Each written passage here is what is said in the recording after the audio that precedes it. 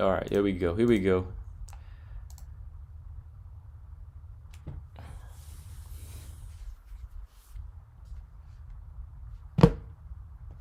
All right. Back on another one, man.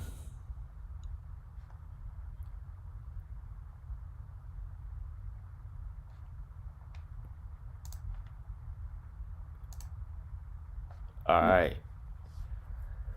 All right, back with another live stream, y'all. We're gonna talk some flyweights. We're gonna talk some flyweight division. We're gonna do some updated rankings, and we're gonna talk about some upcoming fights. Got Marcus Bell in there already. Yeah, we're gonna talk about that, Marcus. Yes, sir.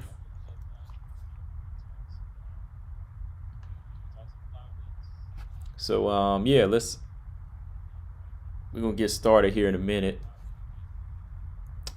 This stream be funky sometime. How many of y'all in here? First it said 6, now it's down to 2. What the hell's going on? Here we go. All right, we'll get started here in a few minutes. So let a few of y'all come in.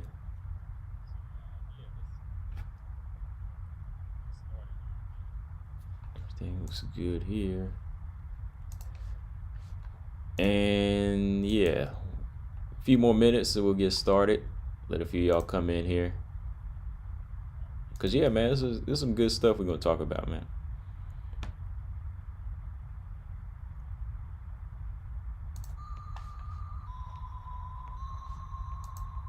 And be right back.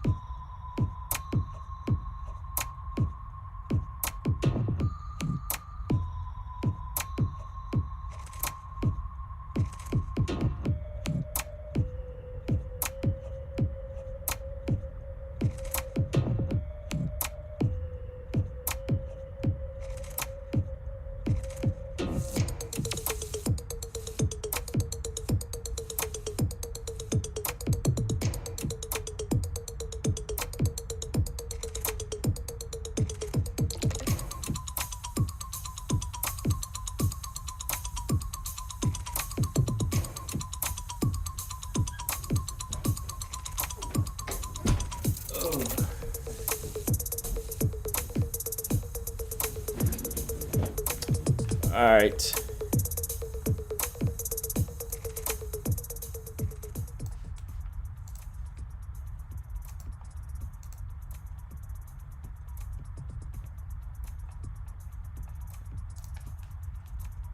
All right, I'm back. Okay.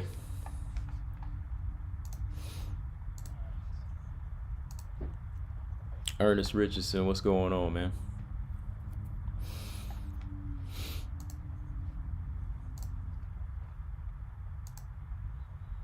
Yeah, sometimes I don't know, man, if that's a good choice for her to be fighting at flyweight, really, you know? I mean, yeah, she's muscular and everything and that big, but who knows? Like, it's not really it's not seeming like a good weight for her if she couldn't handle Jillian Robertson.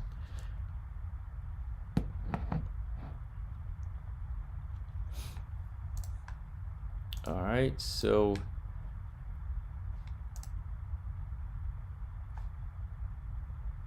might have to go back to strawweight. Yeah, we'll talk about that though.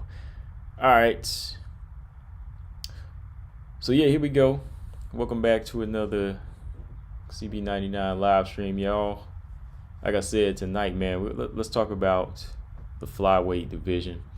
Let's talk about these fights we got lined up, flyweight lineup, and kind of go back over the rankings. We're gonna go back, kind of do like we did like a month ago. What I think I did that little flyweight tournament episode or live stream almost like a month or so ago, and I want to kind of do the same thing again, because things have changed. Last time it was Valentina versus Jennifer Maia. We had a whole bunch of other fights. So once again, man, that's what I'm talking about. Like the flyweights, they stay active, man. Like UFC fighters in general stay active. We got them staying active, and they're always lined up with somebody like on a quick turnaround. So yeah, man, it's gonna be going down over the next few months. So yeah, we're gonna talk about this, man. BJ, what's going on? He said, who am I talking about? Everybody in the thumbnail. Talking about everybody in the thumbnail, in just the flyweight division in general. Yeah. So yeah, I see the new rankings been posted up, so I'm gonna kind of go off of that, and I just want to go through these matches I got lined up here, and we will do some matchups to see how competitive these fights will be. Hannah Goldie, yeah, I see she's fighting again. Oh, TJ talking about this bet. I didn't solidify it yet. I told you I'm thinking about it. Yeah, it was 100. Yeah, it was 100. We still I'm gonna still think about it, cause I can't. Roxanne, you putting 100 on Roxanne, okay? Okay. But we'll talk about that later. So put that on the back burner. All right. Yeah, man. So like I said, like a month or so ago, we had a nice little, or 2 months ago, a nice little flyweight tournament. Shevchenko versus Maia, Chookagian versus Andrade. Who else was lined up at the time? Yeah, shoot, Chookagian came back and fought Calvillo, beat her. JoJo versus Jessica I, Roxanne versus Viviana Araujo. All these matches. So it's looking like we got another lineup here. Some of these fighters are unranked, I know, but going by the new rankings, some of them are breaking into the top 15 once again. And after a few of these fights, we're going to see who drops out of the top 10 or who becomes unranked once again. So this is going to be interesting, man. So which fight do y'all want to start with? Which fight should we talk about first on this lineup? I think I'll talk about the unranked fights first.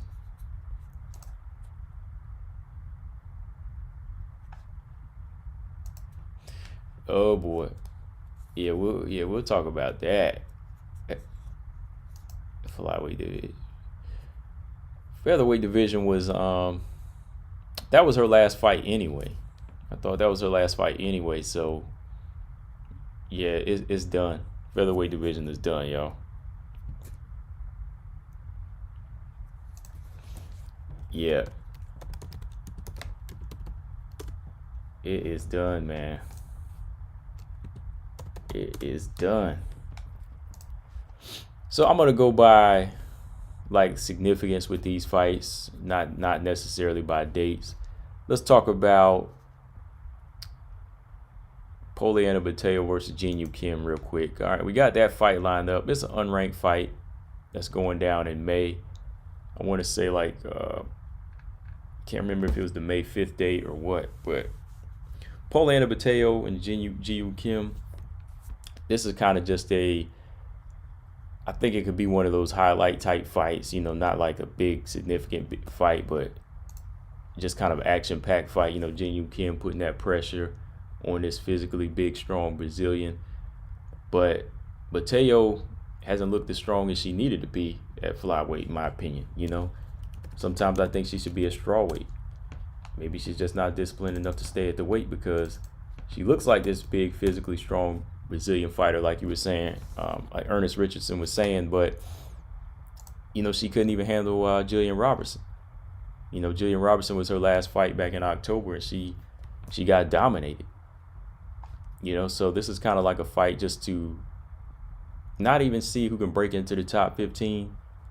You know, Pateo versus Kim. I think it's just to kind of see who might be holding on to their UFC contract. Let's be honest. You know, Jin Yoon Kim, good pressure fighter. You know, good pressure fighter. You know, got some good range.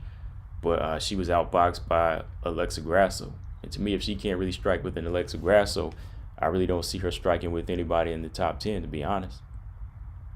You know, she lost to Antonina Shevchenko way back, like 2 or 3 years ago. And she beat Nadia Kassim. So, you know, she's kind of on that lower tier.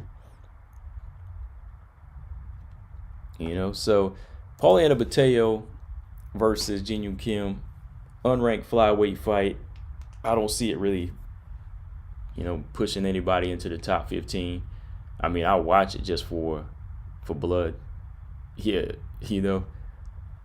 So that was going down May 1st. I mean, I'm kind of with Ernest Richardson on that one. You know, she's got the size, but she's not really like a physical presence. You know, she's not like a dominant fighter. Might need to go back down on 115. What's going on, Robert Henry? All right. So what else is on the list? Got this fight coming up. You know, this is right around the corner, March 27th. Jillian Robertson versus Miranda Maverick.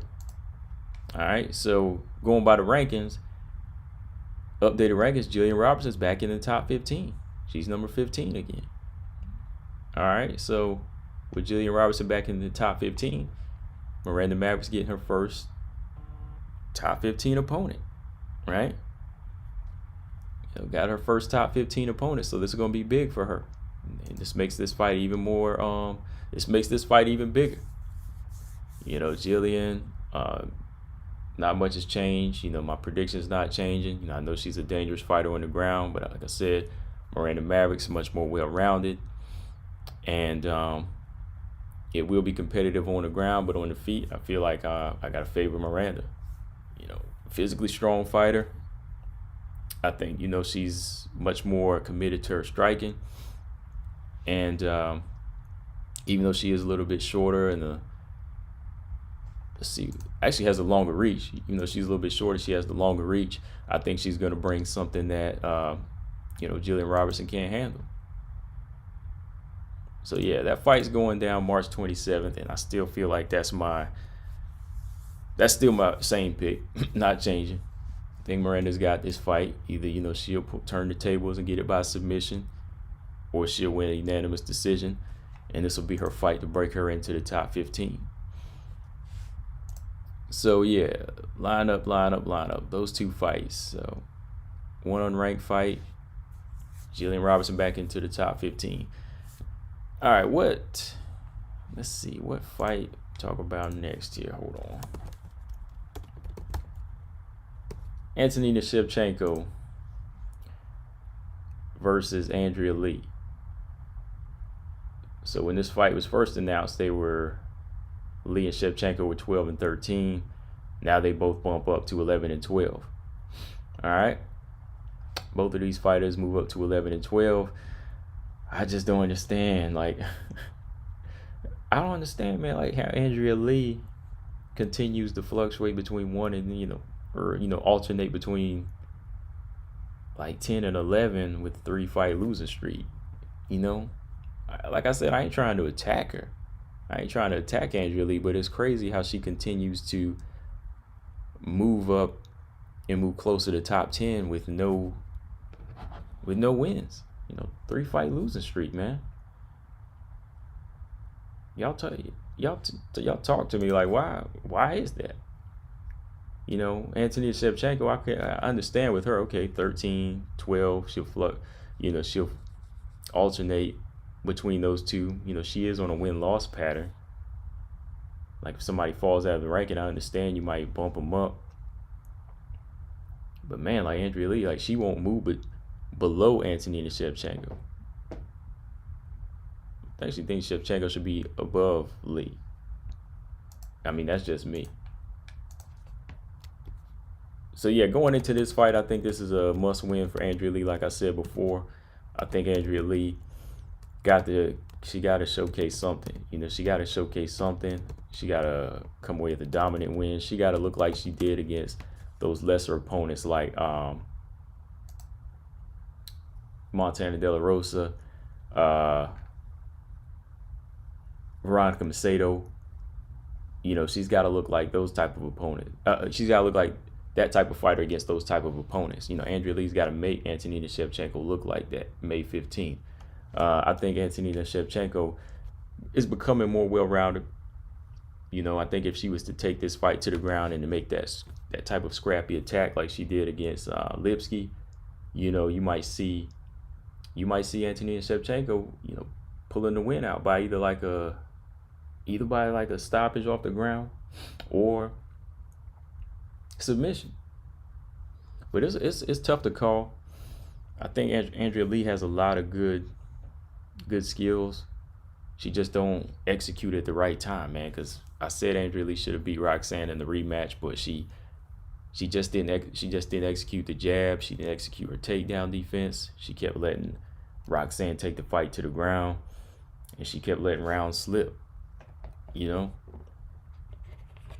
you're supposed to be the younger, fresher fighter.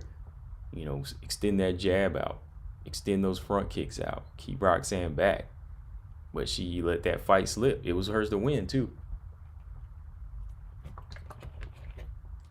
Then close fights, you know, close or not, you know, she dropped two decisions to Lauren Murphy and JoJo.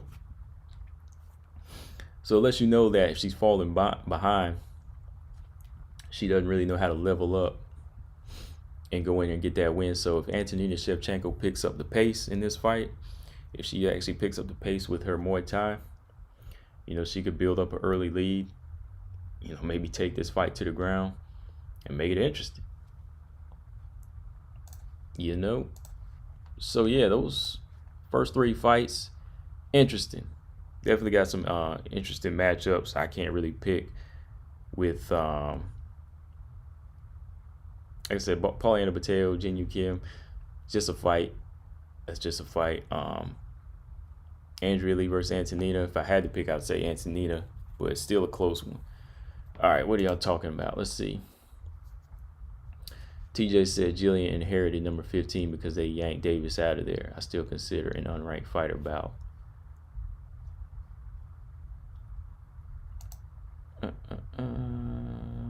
And I'm predicting Jillian wins. She's gonna be a whole different fighter. Okay.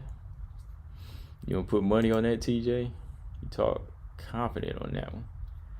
So did they do that? Jillian move up so when Maverick wins, she'll be a ranked fighter.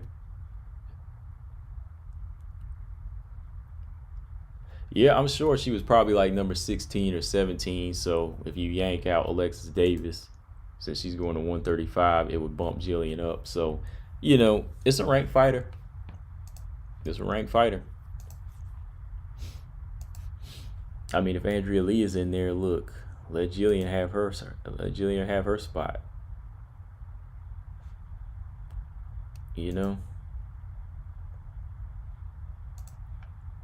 I mean, she continues to stay in the 11, 10, 12 spot without a win. I was thinking that a fighter with that inactivity and on a losing streak, they continue to kind of fall. Every time there's an update in the rankings, like you'll fall below Antonina, you'll fall below Macy Barber, whoever, you know.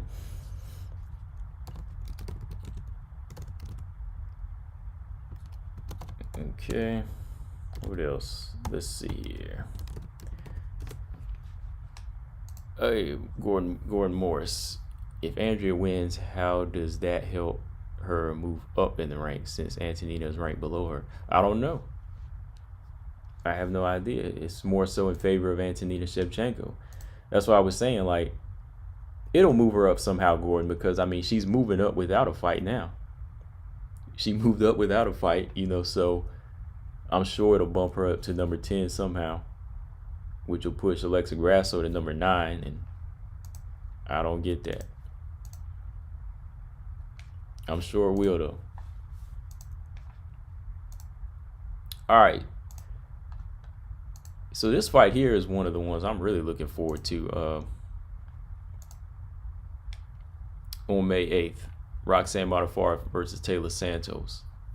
So Taylor Santos right now is number 13, and she'll be taking on Roxanne, who's number 9. So this is a good fight. This is a good fight for Taylor Santos, her first top 10 fighter, and this is what she needs, man.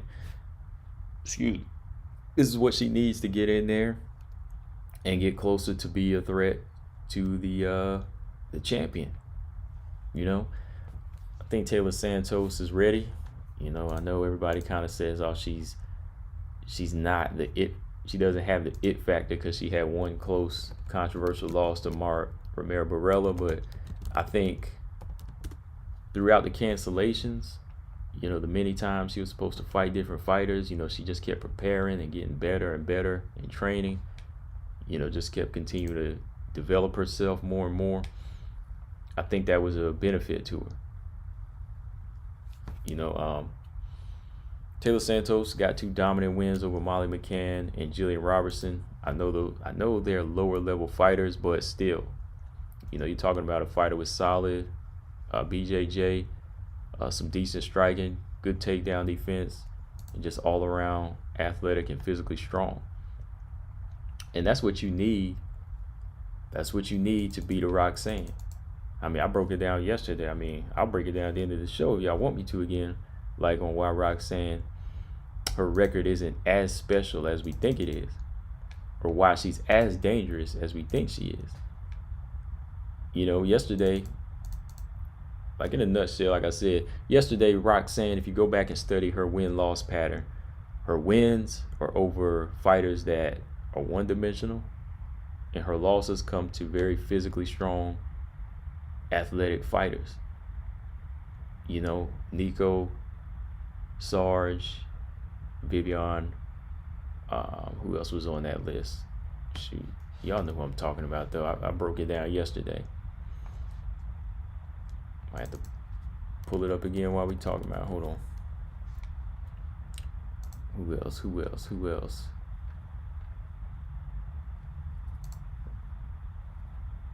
Okay, well, okay. Yeah, Lauren Murphy. You know, Lauren Murphy, Jennifer Maya. All them fighters with more than one skill set, they beat Roxanne. When you're talking about fighters that just want to knock you out, come in with the power, kind of green, Roxanne will take them to school. You know, she'll take them to school. So go back and look at her win-loss pattern. That's who her losses are. That's who her wins are over. Then her losses are to those well-rounded fighters. I think Taylor Santos is well-rounded. You know, if she wants to keep it standing, she will. I can see her using some good leg kicks in this fight on the older knees of Roxanne. And Roxanne trying to take this to the ground, she might just get dominated. The same way Andrea Lee, same way Jillian Robertson got dominated on the ground by Taylor Santos. I see Taylor doing it in a similar fashion to Roxanne. So yeah, that's a good fight. That's coming up May 8th. And if Taylor wins, you know that's gonna push her into the top 10. And that's gonna knock Roxanne probably out of there. They might actually switch rankings. So that's what I'm talking about, man. Taylor, threat to the top 10. She gets in there, she's going to get the old out. It'll be out with the old, in with the new. That's Roxanne, 38 years old now. Versus 27-year-old Taylor Santos. You know, Taylor Santos be looking like a beast too, man. I mean, she got the guns. Not just the guns, but she got the physical strength as well. So what do y'all think of that fight, Taylor versus Roxanne?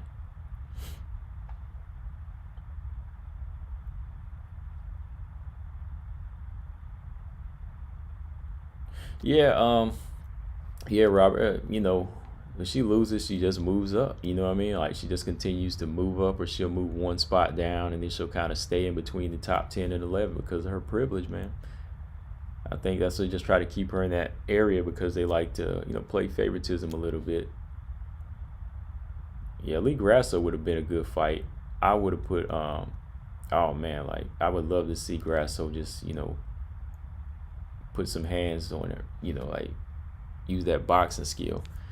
Man. Taylor's gonna learn. Taylor's gonna learn.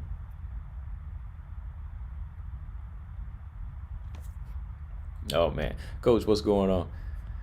Coach, why don't you school TJ on why Taylor Santos is gonna beat Roxanne? I just went over her pattern, man. Like her wins are over one-dimensional fighters, where her losses are to physically strong fighters, multi-dimension fighters. TJ really think Roxanne gonna beat Taylor Santos? Come on. Go ahead, Coach. Explain it to him why. You can explain it to him. I done told him so many times, but you tell him. Y'all think Roxanne gonna beat Taylor? Oh my goodness. Let me write this check for $400, man. I put 4 on that.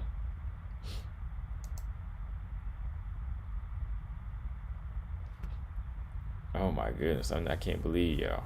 Can't believe y'all think Roxanne's gonna. How do you see Roxanne beating Taylor Santos?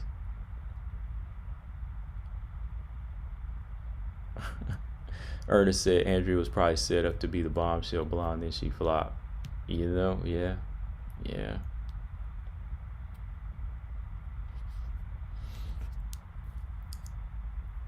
I mean, I don't see anything. I mean, I see her being a threat. Like if Taylor was to gas out, which I don't see her gassing out, everybody riding the Roxanne train. Look, everybody just picking their own. They just saying names. All right, here we go. Coach, legit black belt, high level wrestling. She has over 10 years of BJJ. I said this before. Been a black belt for 5. I brought that up whenever she fought Jillian Robertson. I brought that up before.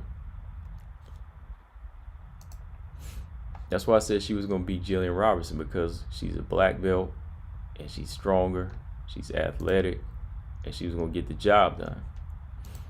And what did she do? I want somebody to break down why Roxanne's going to win. I mean, y'all do that, but I'm moving on here. All right. Let me see. What's the next fight? Manon Fiorot versus Marina Moreau. Both unranked fighters. This one's going down June 5th. Hopefully we don't have any positive tests. Hopefully nobody gets injured in between that time. We still got about 3 months before this fight happens. But I like this match. I like it. Yep. High level Muay Thai, exactly. High level in both, man. Yeah, so June 5th, Marina Moreau versus Manon Fiorot, unranked fighters, unranked flyweights. I think this is a good this will be a good stand-up fight. Marina Moreau, she's a good boxer, active, can throw punches in volume, but I think this is a fight for Manon Fiorot to go in there and make a big statement.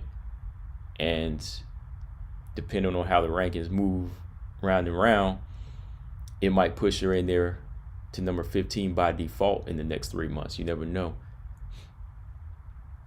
Like, if she beats her somehow, the way the rankings work, somebody falls out, she might get alternated in there. So she might be in there. Off of this win. I know that don't make sense, but it might happen in 3 months, depending on who gets knocked out of there.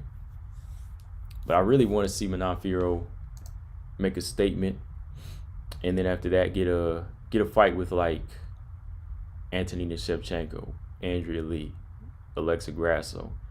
One of those fights would really push her forward into the top 10. Manon Fiorot, I see her winning against Marina Moreau.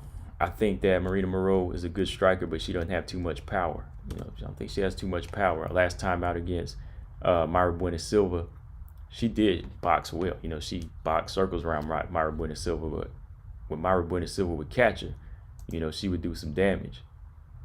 I think she put a big cut on Marina Moreau's head in that fight too.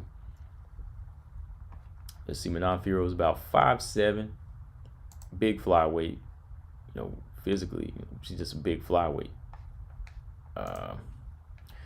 Let's see, Marina Moreau. Let's say she's about 5'7" too. But she looks more like a strawweight. She did start at strawweight. Naturally a strawweight. That was her first fighting weight, I think. I'm sure it was. But I think Marina Moreau's got this. I think she's once again more well-rounded. I think she knows how to cut the octagon off a little bit better than fighters like Mayra Bueno Silva. And she can take it to the ground. I think people are underestimating her ground skills. Marina Moreau, she has a ground game. Physically strong fighter. And I could see her dominating, honestly. June 5th, I could see her dominating in this fight. What do y'all think? People are talking about a hype train about Manon Fiorot. Ain't no hype train, it's a potential train. That's what I call it. She's a fighter with potential.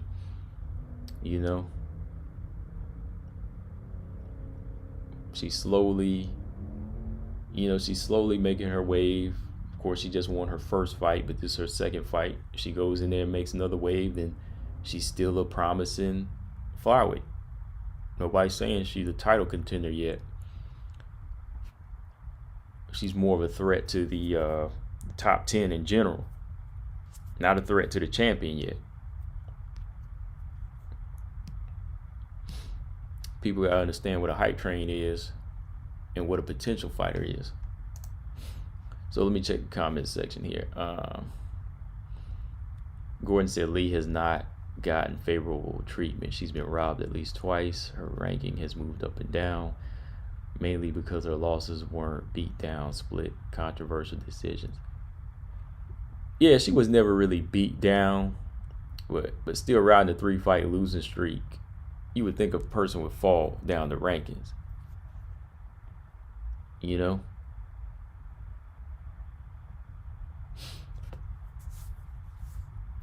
Hey, that ain't the answer I'm looking for. You said Roxy fights funny. Well, she fights funny. That ain't gonna get you a win. Tell me how she gonna beat Taylor Santos.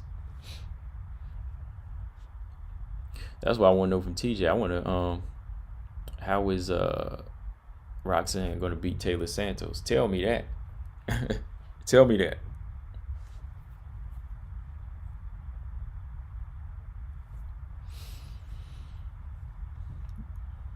Somebody please tell me how Roxanne is gonna beat Taylor Santos.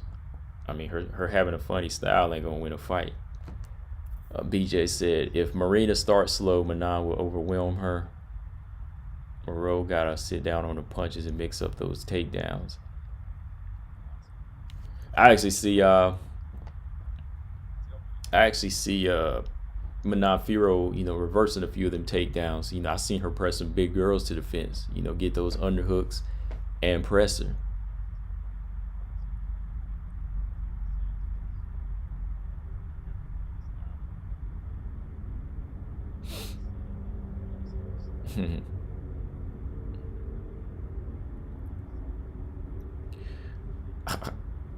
Okay. He says Manon's prior experience and obvious skill set make me consider her something other than a generic prospect. Right. So we agree on that, TJ. Because, a lot of these fighters like Macy Barber that broke into the top 10, like, they didn't have a well-roundedness about them. That's what I'm saying. Like, she didn't just depend on one thing like power.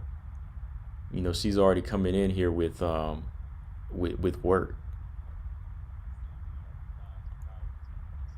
Gordon Lee didn't fall down the rankings. Like, she's slowly, gradually taking it step by step. She did not fall. Like, a fall is like from number 2 to number 8 or something like that, or number 10, but she's never fell. She's like barely making it down. Like she's climbing down the ladder at her own pace there. And I agree with that, BJ. Like Robertson is one of like win loss pattern, and she'll be gone off of one loss. But yeah, okay, so we're moving on down pretty quick here. Marina Moreau, I said, versus Manon Fiorot versus Marina Moreau, June 5th. Yeah, so I got Manon Fiorot in this fight. Just an early look. I think, again, Manon, she just has well-rounded skills, and she's ready to use them, Matter of fact, let me look at, because Marina Moreau, her last 2 wins were against Mayra Bueno Silva and Sabina Mazo. And if you look at that, if you study that, Marina Moreau beat Sabina Mazo because she's active. Sabina Mazo is a slow starter. Moreau throws a high volume at times. She's a higher volume. She's active in there.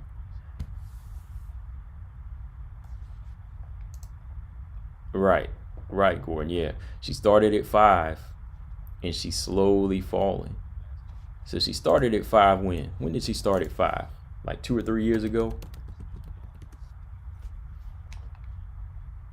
And she still hasn't completely fell down.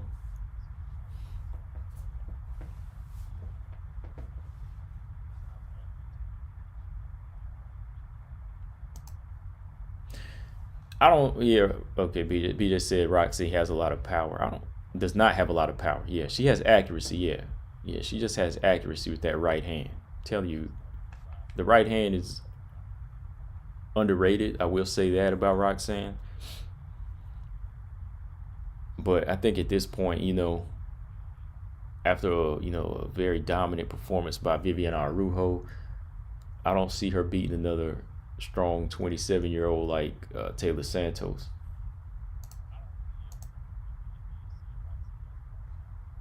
Okay, so moving on. So that's what 1, 2, 3, 4, 5, 6. Dang, fight number 6. Let's talk fight number 6. Moving on up the rankings here. Number 2, Caitlin Chookagian versus number 7, Viviane Araujo. I'm looking forward to this fight, man. This is interesting. This is an interesting fight, man. Robot Chicken. I wouldn't call her a can, but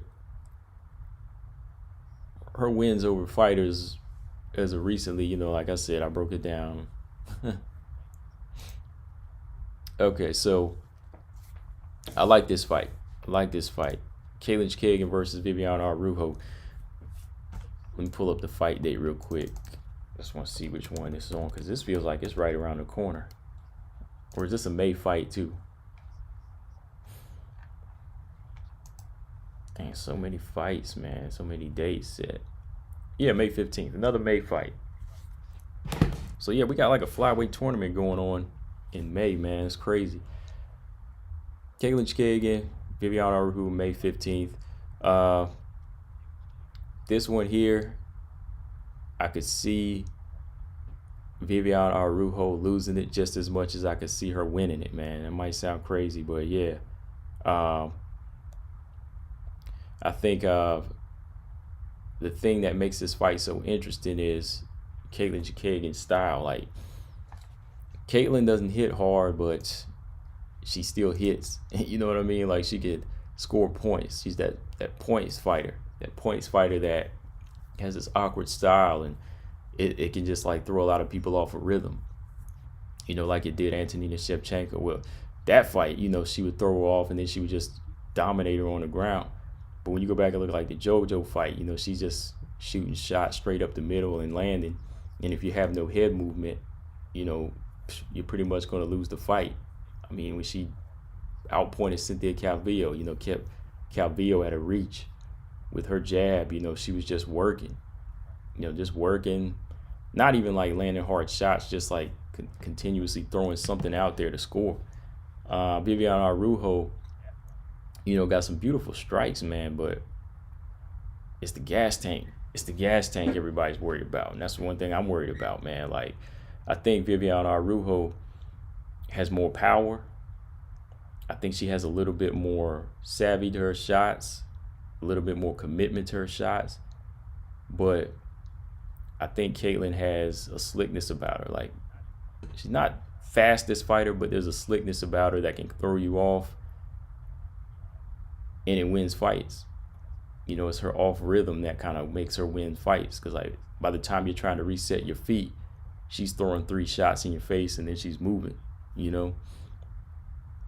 Vivian Araujo is going to need that gas tank, because Caitlin can do this for like 3 rounds. She could do this for 3 rounds if you let her.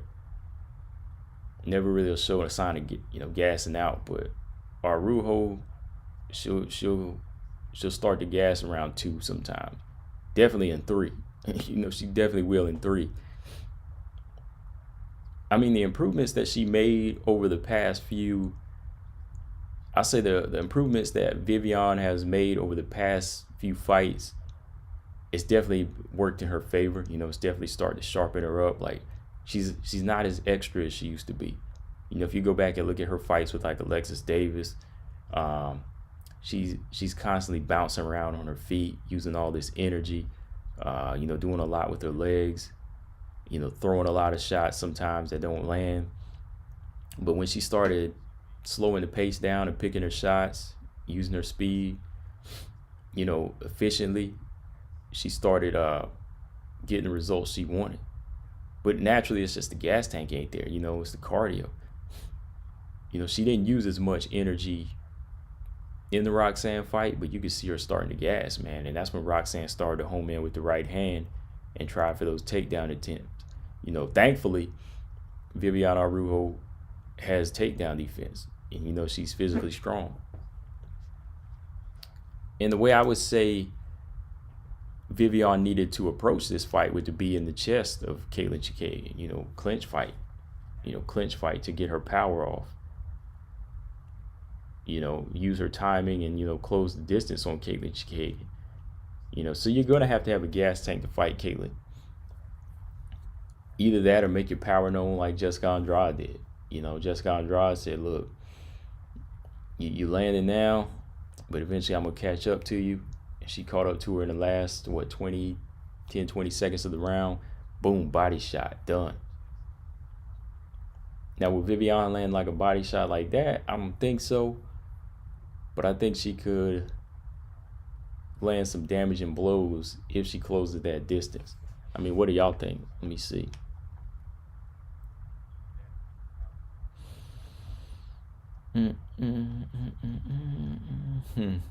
Oh, yeah, that's it. Robert said, yeah, triple threat. I'm telling you, Robert, that's a triple threat right there.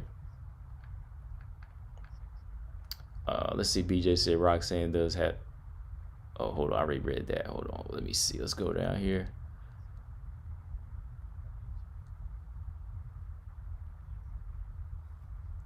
When did Andrade get suspended too? I remember she got popped too. Was that, how long ago was that? I know that was like a year or 2 ago, right? Maybe like 2 or 3 years ago.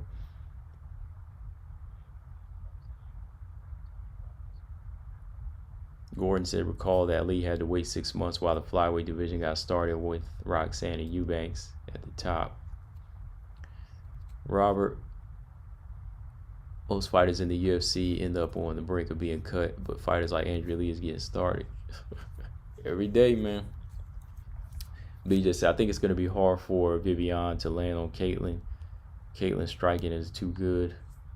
I can always see Katlyn losing the fight because that's why I fantasize the night before I go to sleep. Dang good. Dang, Robert. BJ said, if you allow Katlyn to work, she will work. If Katlyn isn't going to let Vivian dictate the pressure. Yeah, like she'll work, man. She'll work. That's the thing. Like, she's not a hard hitter, but she's working. And man, like fighters, they have to make their presence known, man. They got to make it known and be in her chest. You know, they got to be in her chest, in her space, man.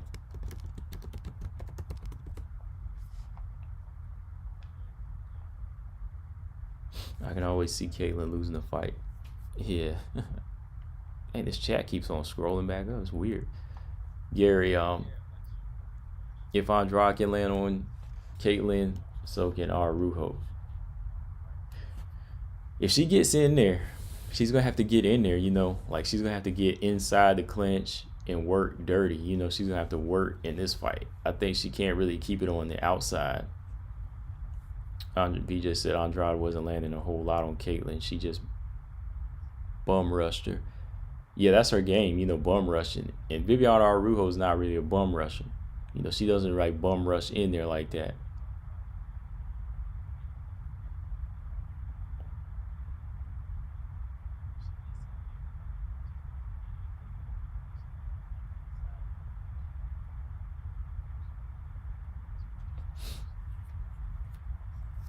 Yeah, so yeah, yeah, TJ, I'm kind of with you on that, man. Like Viviane Araujo, she's got 1 round to really set the pace. I'm gonna give her 2. I'm gonna give her 2 rounds. I'm gonna say, look, she got 2 rounds to really set the pace, and if she doesn't set the pace, man, it's gonna be a long night.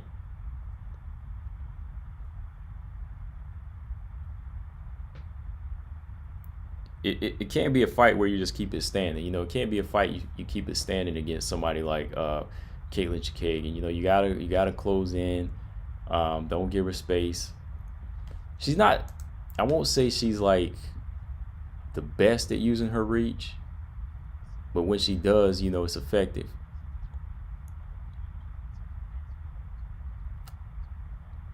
You know, her reach is a 68. You know, she's 5'9". She's tall, long. Viviane Araujo, her reach is a 68. I mean, she's giving up 5 inches in height, but Viviane Araujo's got the same reach. You know, she's got the same reach. So it's gonna be interesting fight. I gotta go back and watch some of these fights with Caitlyn just to see what's so weird and awkward about her that these fighters can't figure out, man. Like, I just gotta watch it so I can break it down again for y'all when I do my prediction.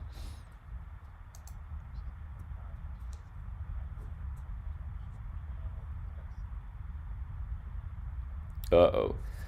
BJ said the Montana Silva fight was beat. The draw, no. I think the draw was fair. I think the draw was fair, man. Montana just didn't want it enough. Montana didn't want it enough, and neither did Mayra Bueno Silva. So neither one walks away with a victor or a defeat that night. They lucky they got that. Shoot, what if Dana White said both of y'all losing tonight? What if he was like, judges, make them both take L's tonight? They both losing tonight, man. Lucky they got that draw for real, though. So, yeah, Caitlyn versus Viviane. Good talk. Good talk on that one, man. Like y'all said, the awkwardness of Caitlyn going to make it rough. The cardio of Viviane is a factor in there. And she's going to have to really step it up in this fight. Viviane gonna have to really step it up in this fight and look good, man. Gonna have to really look good to make us think, yo, this girl's next in line for a title shot. Because what worked against Roxanne definitely ain't gonna work against Caitlin Chookagian. You know, I just put it that way. Give her 2 rounds, like I said, TJ. You give her at least 2 rounds, and hopefully she can pull this thing out. But that's the thing, man. Like, think about it, like. We trying to break down 3-round fights. We trying to break down a 3-round fight for Viviane for her to win, how she's going to win. But title fights are 5, man. Title fights are 5. Title shots are going to be 5-round fights. So what's going to happen when Viviane does win like a title eliminator, then gets into the title shot realm, y'all? Come on. That's something to think about, man. Really something to think about. So we can get up there, you know, we can get to the top. We can keep making you know, by pacing ourselves out in these 3-round fights. But what we gonna do when we get to the what we gonna do with the title shot? What we gonna do for a 5-round fight? Viviane Araujo gotta work that out, you know.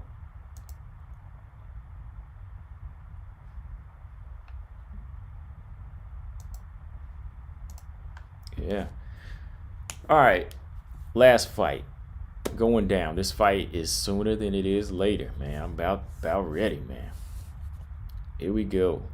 In the last fight on this list. Really needs no introduction now, right? Strawweight. Let's hold on. Let me see these. These strawweights, man. Somebody mentioned the strawweight. I want to mention that first. Robert Henry, yeah. Alanda Lemos called out Michelle Waterson. Good strawweight fight. I wanted to say that before I forget. Yeah, that's gonna be a good fight, Robert. Amanda Lemos. I see Amanda Lemos winning, but that's a good call out for Lemos. Lets her know that she wants somebody.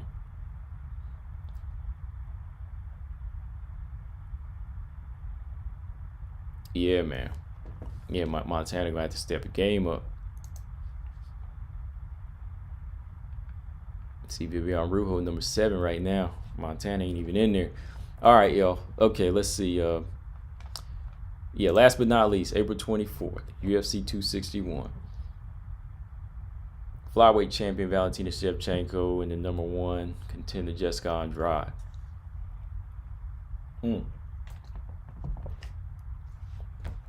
It's gonna be a good fight, man. It's good. Matched up with Whaley versus Rose on the card. We got a good strawweight title fight. Got a good flyweight title fight. I think Valentina has a good, solid challenge ahead of her. You know, she's got a fighter that's not necessarily the best technical fighter, but she got a fighter in front of her that wants to win, man. And the only way she knows to get it is by, you know, just invading your space. You know, Jessica Andrade is a space invader. That's what she is, man. You know, she has no respect. She has no real game plan. She's not going to sit back and play chess with you. And that's what, you know, Valentina Shevchenko is going to have to look out for in this fight. You know, I think Valentina Shevchenko hasn't seen somebody bull rush like this before. I think she has the tools for a bull rusher. You know, I think she could play Matador, but it's all about execution, though. You know what I mean? Like, it's all about going in there and executing. Because, like I said before, you could be that type of fighter to have that tailor-made style, but it's going to be all about how you face it. Can you find that rhythm that night? You know, will Jessica Andrade come in with the same game plan? Will she try to stutter step with it? Will she try to feint more with the head movement? Will the head movement look better this time around? I don't know. I just think her keys to victory are really going to include her, no disrespect, her ignorance to certain things that Valentina has. You know, she just has to, like, black out some of the things and not try to bring in too many let's see, like, new, what's the best way to put it? Like, Jessica Andrade can't really kill like the old mentality. You know, she still has to be able to go in there and disrespect like she always does, because that's what helps her get the job done, right? You know, you still have to have that mentality, because when she starts to put too much in her head, you know, it might overload and she might start overthinking and kill her chances of what she used to do. You know, she's a very strong, athletic fighter. She's got underrated, I won't say underrated, but she's got good leg kicks, you know, leg attack, body attack. Her right hand is power. But she can't really wait in this fight. You know, she has to be that fighter to be the one to go in there and disrespect and go into Valentina's space. Valentina, I think this go around, she's going to have to pump more jabs out, be a little bit more mobile, never really set her feet. until she's ready to land that big shot, you know, till she sets that perfect punch. I'm curious though, what do y'all think about the clinch? What do you think happened if Shevchenko and Andrade got into a clinch in this fight? What do y'all think about that? How do y'all see that going?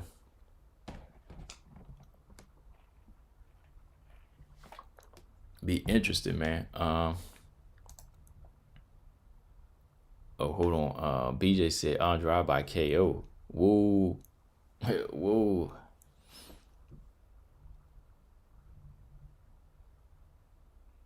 Andrade by KO. Oh man, that's a big one, man. I don't know, BJ. I don't see a KO. Like punching KO or like the slam KO? Like, you really see her landing the right hand on? I don't know, man.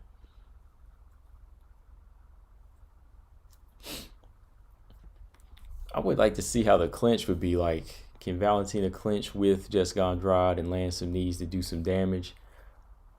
I would have to say I can see it. I can see Valentina doing some clinch work in there with some good knees to the body and then breaking. But you got to be fast with it, man. You know, you got to be fast with it. It's got to be a range fight for Valentina though. Like, you know, it's got to be a range fight. You got to be on the outside here. You know, both fighters have gas tanks for, you know, 5 rounds, so it's going to be a dangerous fight as long as, you know, Jessica Andrade is standing. Valentina, yeah, going back to what I was saying earlier, Valentina gotta be a little bit more of a doubles and triples hitter. You know what I mean by that is you gotta, you know, pump the jab 2 times and then come over the top with the left hand, straight left hand.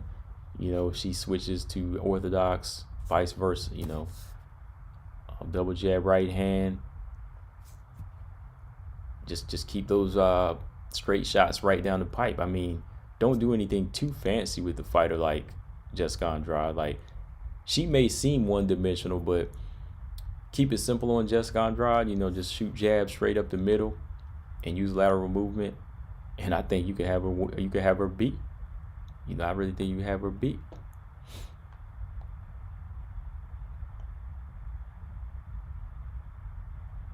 Yeah, Gary, I don't think Andrade by KO. I don't think it's gonna happen. Like,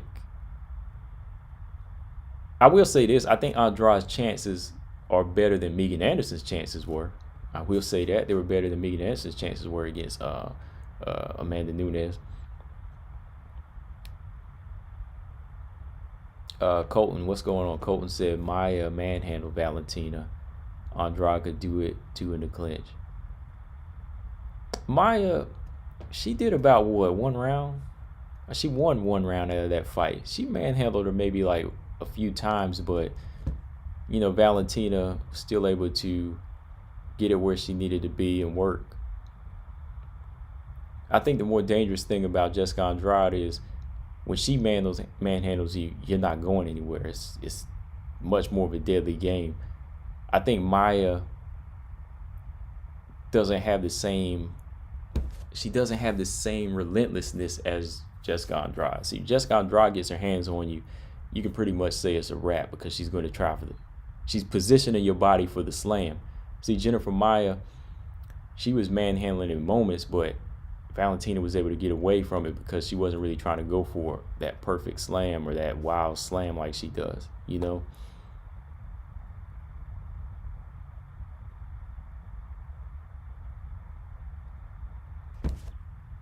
Yeah. If they clinch, Gordon said if they clinch, Lee will sweep Andrade when Andrade tries it. You mean Valentina?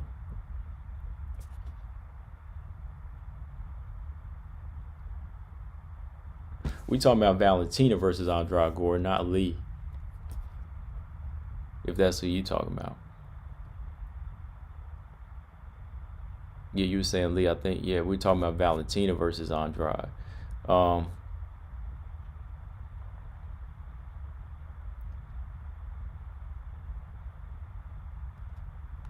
Yeah, because I don't see Lee's counterpunching really being a problem for Jessica Andrade. I think she'll definitely get in on Andrade Lee. If you're talking about Andrade Lee,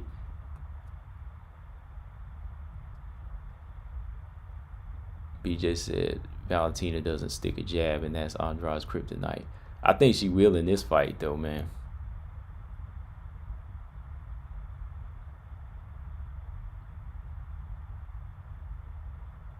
Yeah, Andrade's Andrade's grappling is her biggest strength. Valentina doesn't stick a jab like in volume, but I could see her doing the jab this time, man. Man, the jab is gonna be pumping. You know, she's gonna know how to pump that jab out. See, she'll know how to switch gears and pump a jab out, doubles and triples, unlike Jessica Andrade.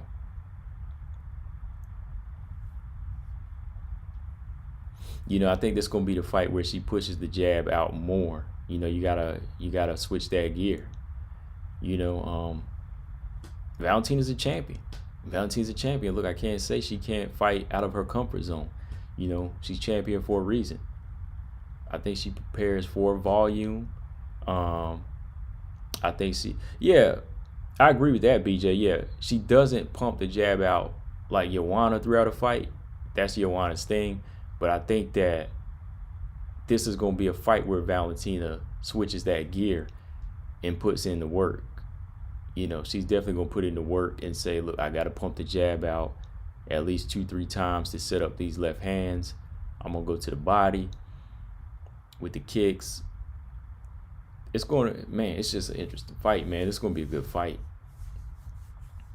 And then we got to think, too, like, how much respect is Jessica Andrade going to show her the first few rounds, you know? How much respect is she going to show her?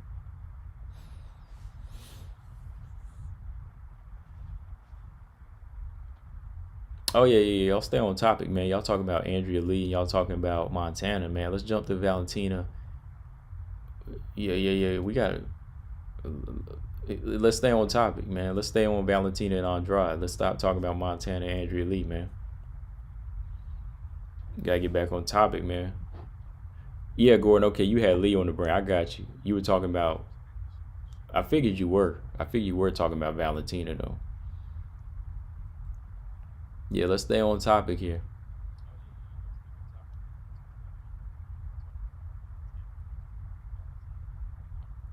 Yeah, Valentina she has a jab. Valentina has a jab. Like, she's not a volume puncher like Joanna. That's what I'm saying. But when it comes down to it, she's going to have to switch them gears, you know. She's going to have to switch them gears and start, you know, pot shot, letting that jab go. I think she'll be able to do that, though. I think she, like I said, champions, they prepare for a little bit of everything. And yeah, TJ, it's not the fact that she can't or she can. We're not talking about she can't. It's talking about, have we seen it in her past few fights? You know? Like, do you see her pumping it out like Joanna? No. But this fight, she's going to have to. You know, she's going to have to in this fight. Gonna have to pump the jab out in this fight. Rose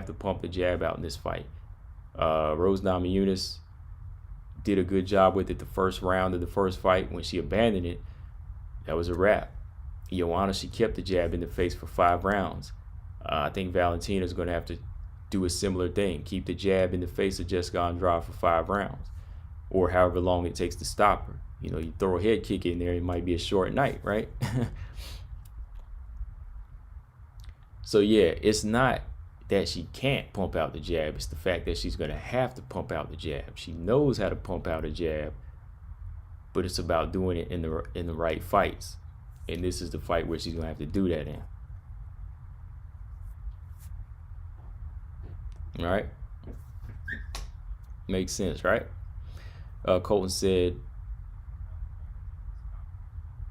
Gary said Valentina doesn't push the jab like Joanna. I can agree with that. Yeah, she doesn't. You know, she's not a volume puncher. You know, you don't see Valentina in there you know, letting them hands go like that. She's a precision puncher.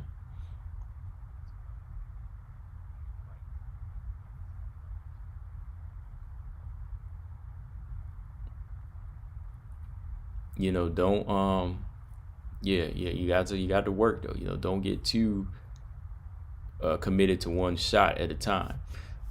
Colton said, I just wonder about Andrade's chin because she got hurt pretty easily against Whaley, and Valentina will probably rock her a little bit. Yeah, I think about that too, Colton. Yeah, like I definitely think about that, man. It could definitely be a straight left hand. Like there was some of those. I don't know if you remember, Colton, like some of those shots that Jennifer Maia got hit with by Valentina. Those could be the money shots, you know. Valentina set up some beautiful straight left hands on Jennifer Maia, cracked her good. Those could be the shots that drop Jessica Andrade. You never know, because Jessica Andrade's chin, after taking some big shots over the past few years, it could be, you know, digressing a little bit. It could be falling down a little bit.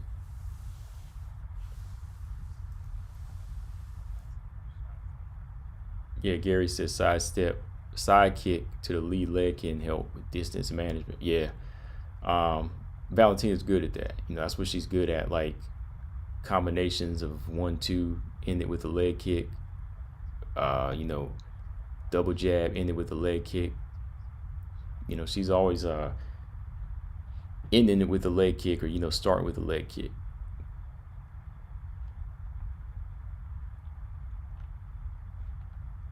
But man, this is gonna be a good fight. Like, I love the matchups of like technical fighter versus like just straight brute athletic fighter. You know, striker versus wrestler, boxer versus puncher. You know, these are good matchups. Man, we gonna have some. I think we gonna have some. Yeah, we definitely got some good flyweight lineups, y'all. Let's talk about who's. Hold on. Let's talk about who doesn't have a fight. Let's talk about who won't have a fight yet, because they need to be matched up too. Let me do that in a minute. Hold on. Gordon said Valentina would draw the overhand punch from Jessica, coming in and counter Jessica over and over, frustrating. Andrade would try to shoot and clinch, but Valentina will evade or trip or throw her. Yeah, I could see that, Gordon. Like the overhand, like she was landing against Jennifer Maia, I think it's gonna wake up Jessica a few times. You know, it's gonna like make her think, and it's gonna frustrate her. Then yeah, when she tries to shoot in for takedowns, I could see some of that. Even judo coming in, where she just kind of tosses her and lets her, you know, fall back, like playing bull versus matador. But man, I'm worried about those clinches though, man. Whenever it gets into that physical part. One thing about Valentina though is she's physically strong. I'm not gonna lie. Like Jessica Andrade is strong, but the one thing I've always said about Valentina Shevchenko is she is strong as hell. Like for a girl her size, she's very, very strong. Oh, Gary, I was talking about the flyweights. Yeah, Waterson doesn't have a fight coming up for strawweights, but I'm talking about flyweights. We're gonna go back and look at the flyweights who ain't matched up in the division.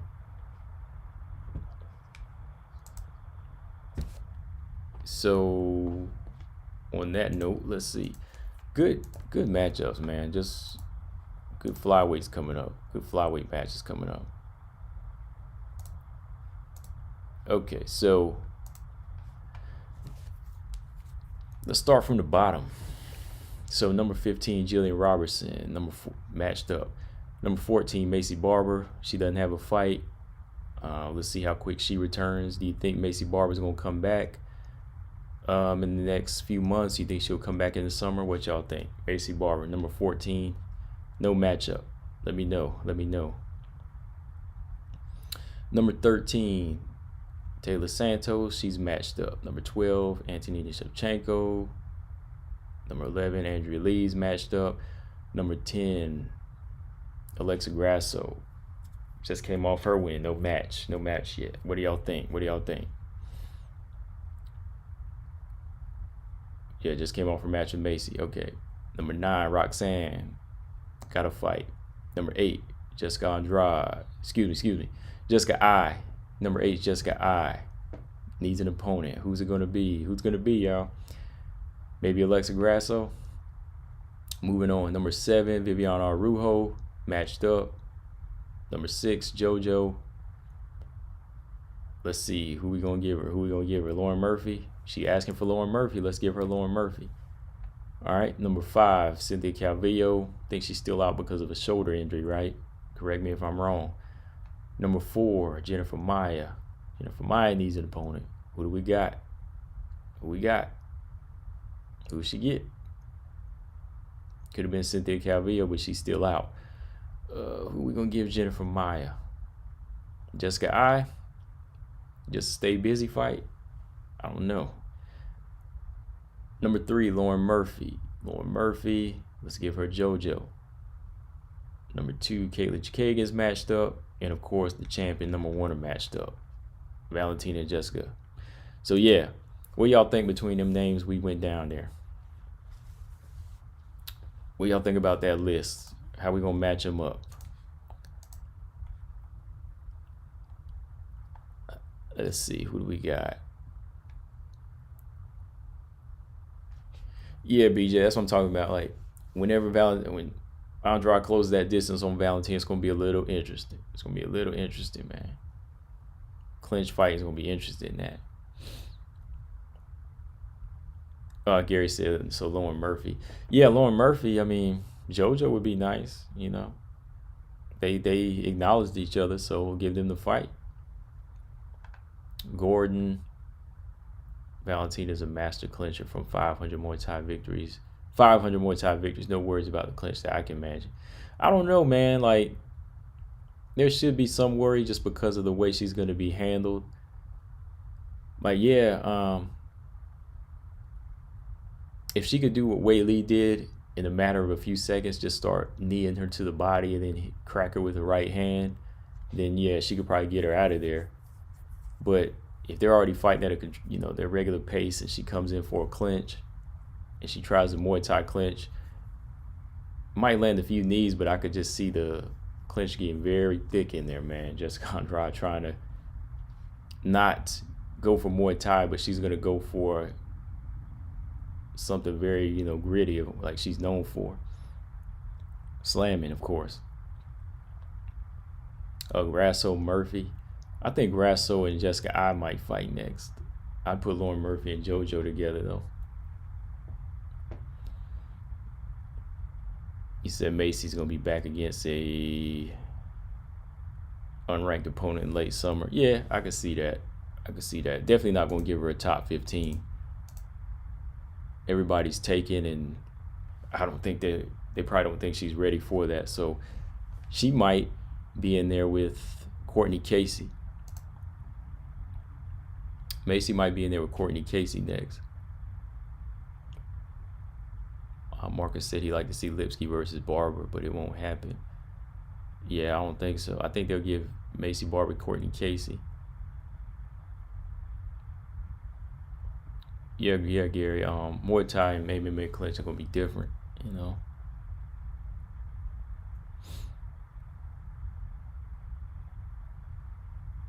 Oh, come on, man. Come on, TJ. Don't give her the title shot yet, man. Let's give her that Lauren Murphy fight. Oh, you throwing a dig at JoJo. Come on, man. Y'all go easy on JoJo. Colton said Murphy fights Cynthia or JoJo for the next title shot. Yeah, I think that's what the plan was. Like, if they called each other out, it was going to be like a title eliminator, which would have been, good. Which would be good. Yeah, Grasso versus I would put them in there together. Oh, yeah, that's right, Robert. Yeah, I forgot about that fight. That's another fight. Casey versus JJ Aldridge. That's like right around the corner. Damn, I forgot all about that, man. That's this weekend. Damn. That's another flyweight fight. Let's talk about that real quick, y'all. I mean, JJ Aldridge. Well, as y'all know, Courtney Casey, her last fight was a submission loss over the summer. About 7, going on almost 8 months now.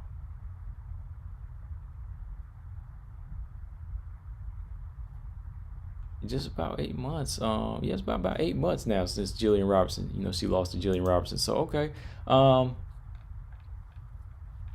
Courtney Casey. It's going to be an interesting fight, man. You know, JJ Aldridge, I think she was out for a while because of what?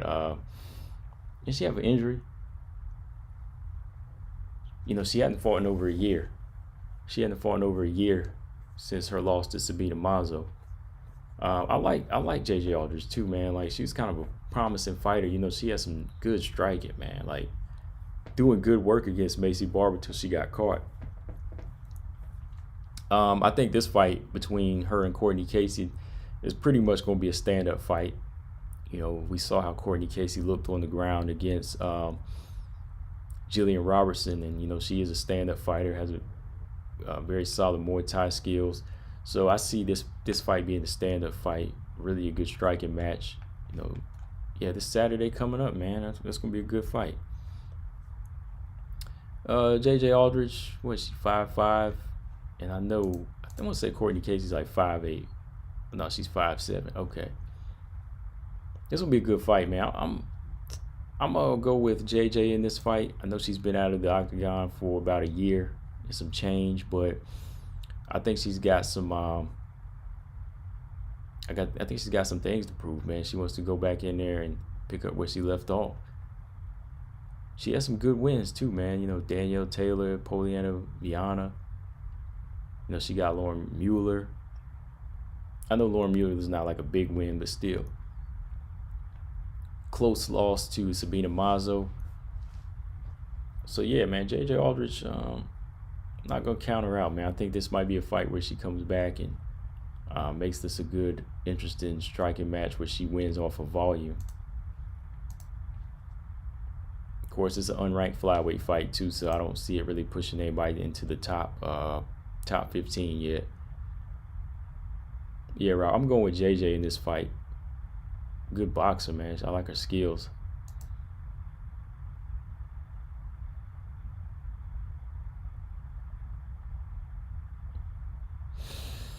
Gordon said not to forget about Priscilla Cachoeira. She just got back into the win column against Dobson. Priscilla may be improving technically. She has heart, can still knock girls out. Rare skill. Man, how long ago was that fight? Did she have something lined up? Priscilla Cachoeira. Hold on. These unranked flyweights, man, they be falling on the under the radar.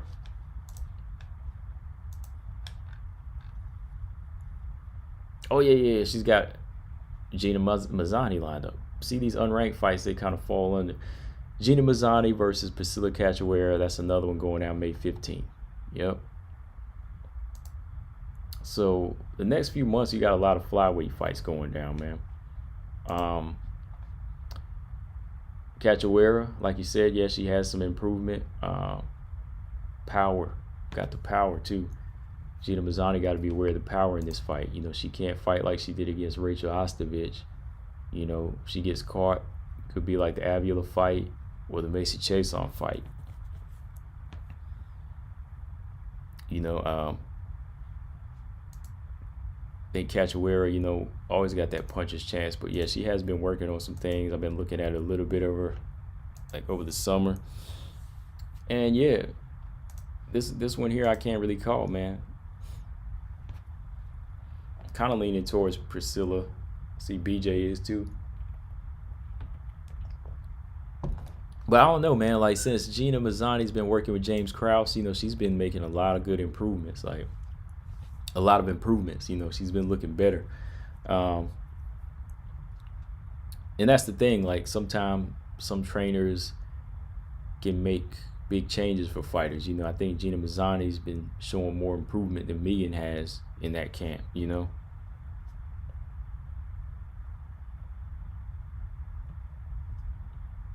I mean, what do y'all think? I mean, it's still too early to tell because when you get into the top 15 for real, it's gonna get rough.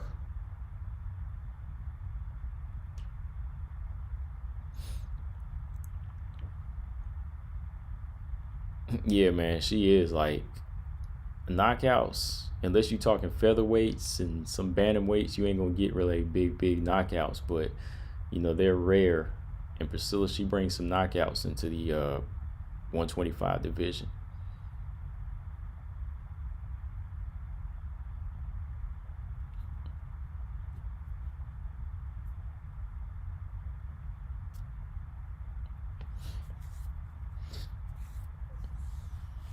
Yeah, it's not. Yeah, it's not gonna be very technical. Like, yeah, she's not gonna get technical in that amount of time. But Mazzani versus yeah, Gary, I can see it being a little sloppy in there.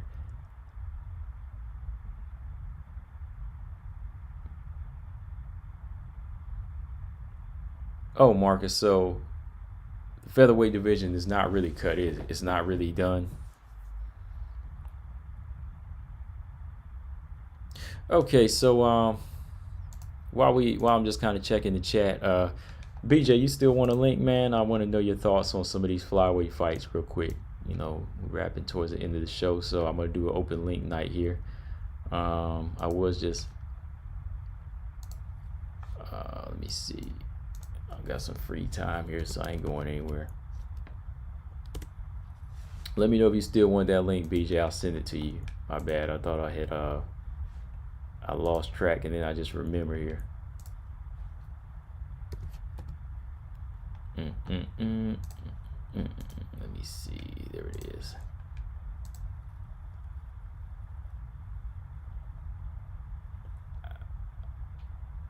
Yeah, I do too. I kind of want to see Jennifer Maia versus Jessica Andrade. That would be a good fight. That would be a good fight.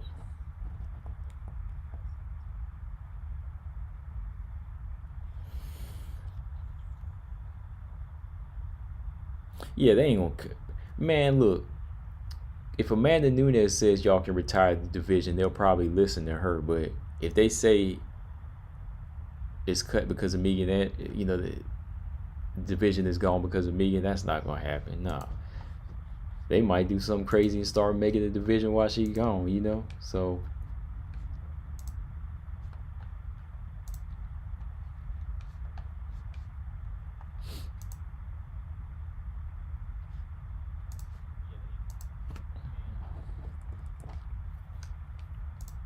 Yeah, man, I'm telling you, you know, there is no division anyway now, so it's like it's a wrap, man. Like it's not something they really wanted to focus on building.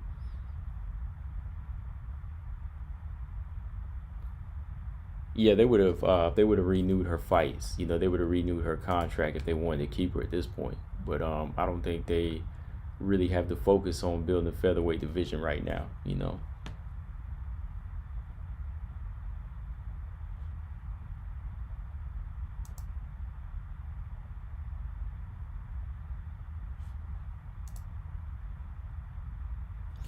Yeah, man. So good fights in the flyweight division, y'all. Man, like I said, these right here were some of the main ones I was focused on.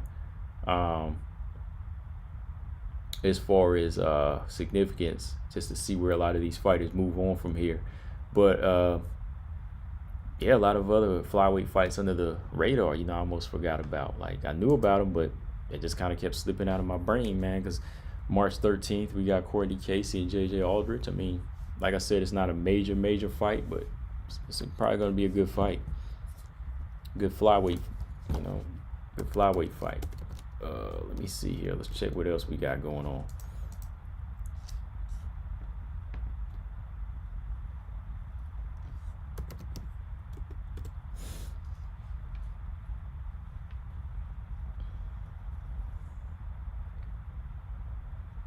Whew, man, I was just looking at that knockout again, man, or that not the knockout, but the submission win from Nunez again, and it's just like, man, there's levels, baby. There's levels to it, man.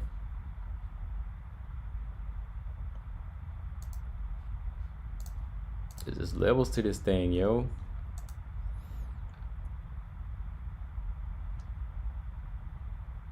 So Angela Hill versus Ashley Yoder is back on for this Saturday coming. Gloria DePaula versus Jinyu Frey. I got a breakdown coming for that fight. Somebody asked me to do one, so I said, all right. Courtney Casey, JJ Aldridge. So we got 3 fights on the preliminary cards.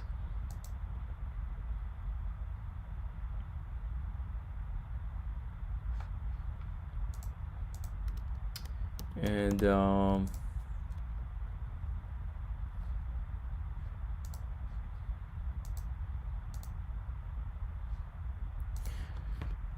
let's see. Okay, Robert, hold on one second. Let's see. Gordon said give Megan the new lightweight women's division title. Seriously though, the loss will help her overcome fear of being beaten up. She needed to experience this level. She was fear stricken. Man. Yeah, she was really she was really fear stricken in that, man. I was like, yo.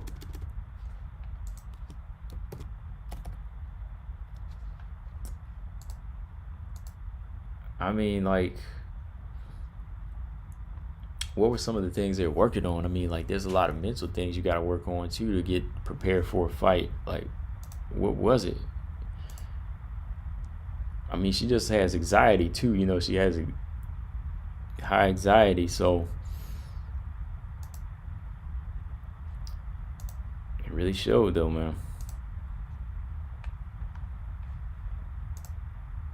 She'll be fear stricken again. Yeah, that's the thing, man. Like, I see what you mean too there. Like, she's very confident in those fights she can win, which, right? I think we can all agree on that. You know, she goes in there against like a Norma Dumont, those Santos, blast them out, and her confidence is high. But then when you put that big name in there, it's different because there is no rankings. Like, there really is no ranking system where you can kind of build yourself up and build your confidence up. You can't jump from like a prospect or a contender to a 2-time 2-division world champion. Like, that's a big like mental shock for her. Not every fighter, but for her it is, right?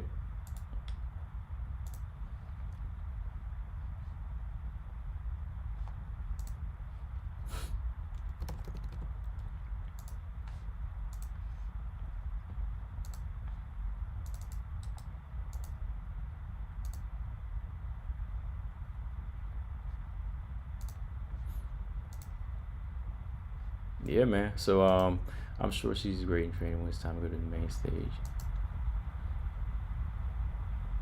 Yeah, like, that's the thing, man. Like, you know, everybody knows people can be gym fighters. They can be they can look good in training and whatever, but coming to prepare that night, different story, man. Different story.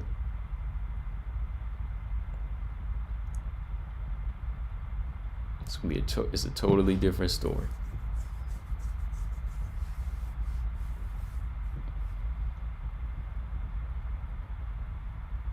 That wasn't Megan at her best. Shoot.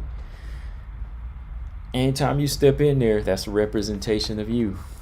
Anytime you step in the octagon, that's a representation of you. I mean, you weren't coming off of no COVID. You weren't injured. It was Amanda Nunes who was injured, so you actually had more time to prepare. So that's plenty of time to overcome fear and everything that comes with a championship fight.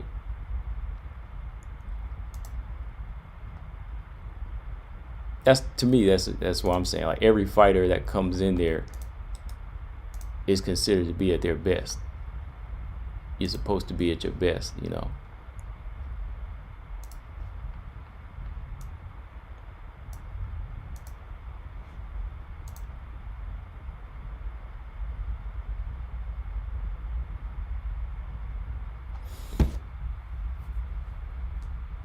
I mean, I know what you mean as far as there could have been more there. There could have been more if like there was a division to build yourself. You know, yeah, you could have been a better fighter maybe, but you took it. You know, you wanted to take the chance and go in there. She said she deserved a title shot back whenever Felicia Spencer got it, right? She felt like she deserved a title shot then. So that means she should have been ready.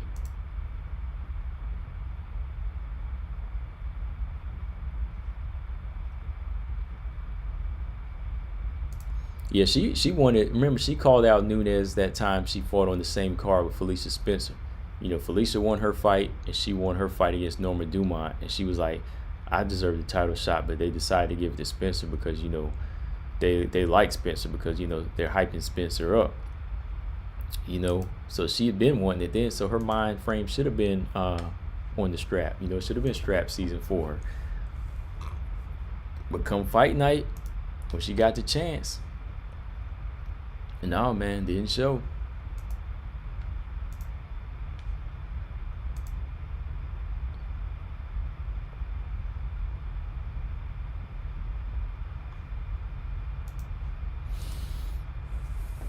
That was her best, man. Like, that's what I'm saying. Like, that's the Megan Anderson at her best. I mean, however you want to chop it up, that was her at her best that night.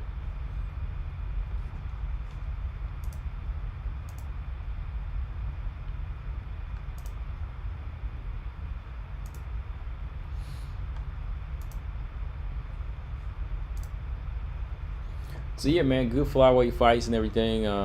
Like I said, these are the ones I'm looking forward to as far as matchups and, of course, like I said, significance, good fights. April 24th. Man, can't get here any sooner. We got Rose and Weili. Weili Zone versus Rose Namajunas on the card. You know, finally, it's going to be a good fight, y'all. Valentina versus Andrade's gonna be a good fight.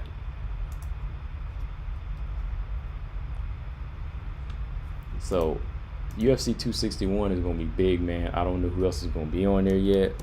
Let me see who else is gonna be on this card so far.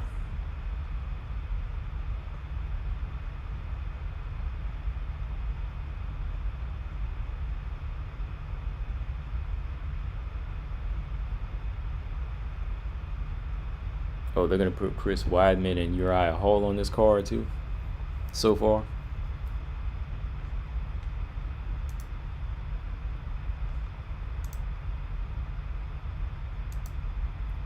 Can I see Megan Anderson getting a new contract? Not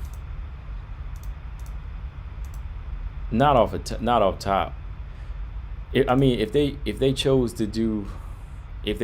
to keep what featherweights they have alive, then yeah, I could see them maybe re-signing her, maybe two more fights, but I don't know. Like right now, no, I don't see it. I don't see her getting a new contract if they don't do anything with the featherweights, because there's nobody for her to fight. There's no need to re-sign her because there's nobody else to fight. It's better to just go to Bellator, where there is a featherweight division, right?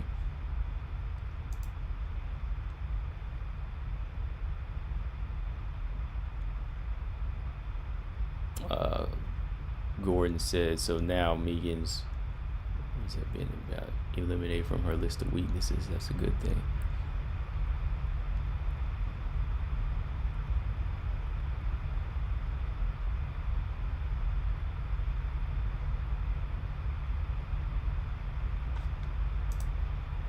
Yeah, like when she won that title in Invicta, there was still a lot of work to be done for her. You know, it wasn't time for her to jump to the UFC just because she won the belt. There was still a lot of styles and fights that she, was probably going to have a tough time with in Invicta. You know, Cindy Duandois had submitted her in Invicta. She had got rocked a couple of fights. I think Amber Lee Brock, Charmaine Tweet rocked her in those fights. It's really just her power that carried her through. So it's just one of those things, man. Staying in the UFC is not really going to make her better. because she's not really getting that that foundation of what she missed by jumping straight in to the UFC after winning that belt. You know, there's just a lot of things that she missed in between there. So it would be better to do Invicta or Bellator.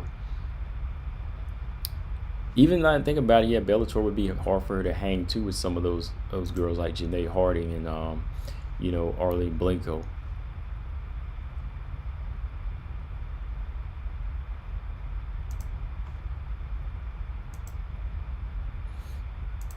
And even, you know, like I was saying yesterday, I thought that even with Julia Budd, I was thinking that would be competitive, but imagine what happens when Julia Budd gets on the inside of the reach. You know, Julia Budd's going to take it to the ground, right? You know, so even that would be a rough fight for her. Like, I could see her winning that fight more so than a Nunes fight, of course, but even that would be tough work for her.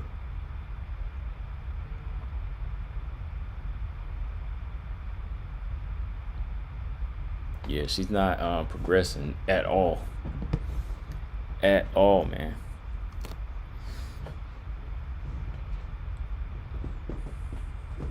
Man, I hope not, Gary, man. I hope it doesn't die out, man. I hope it doesn't, man.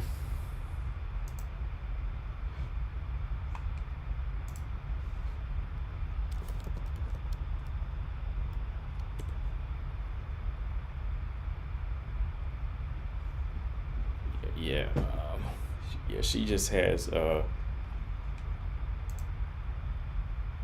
still a lot of work to do to develop as a fighter, you know, to even, you know, be considered even on the level of Holly Holm or anybody like that, you know.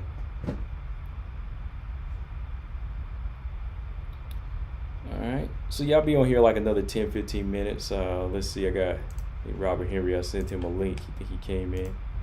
Hello.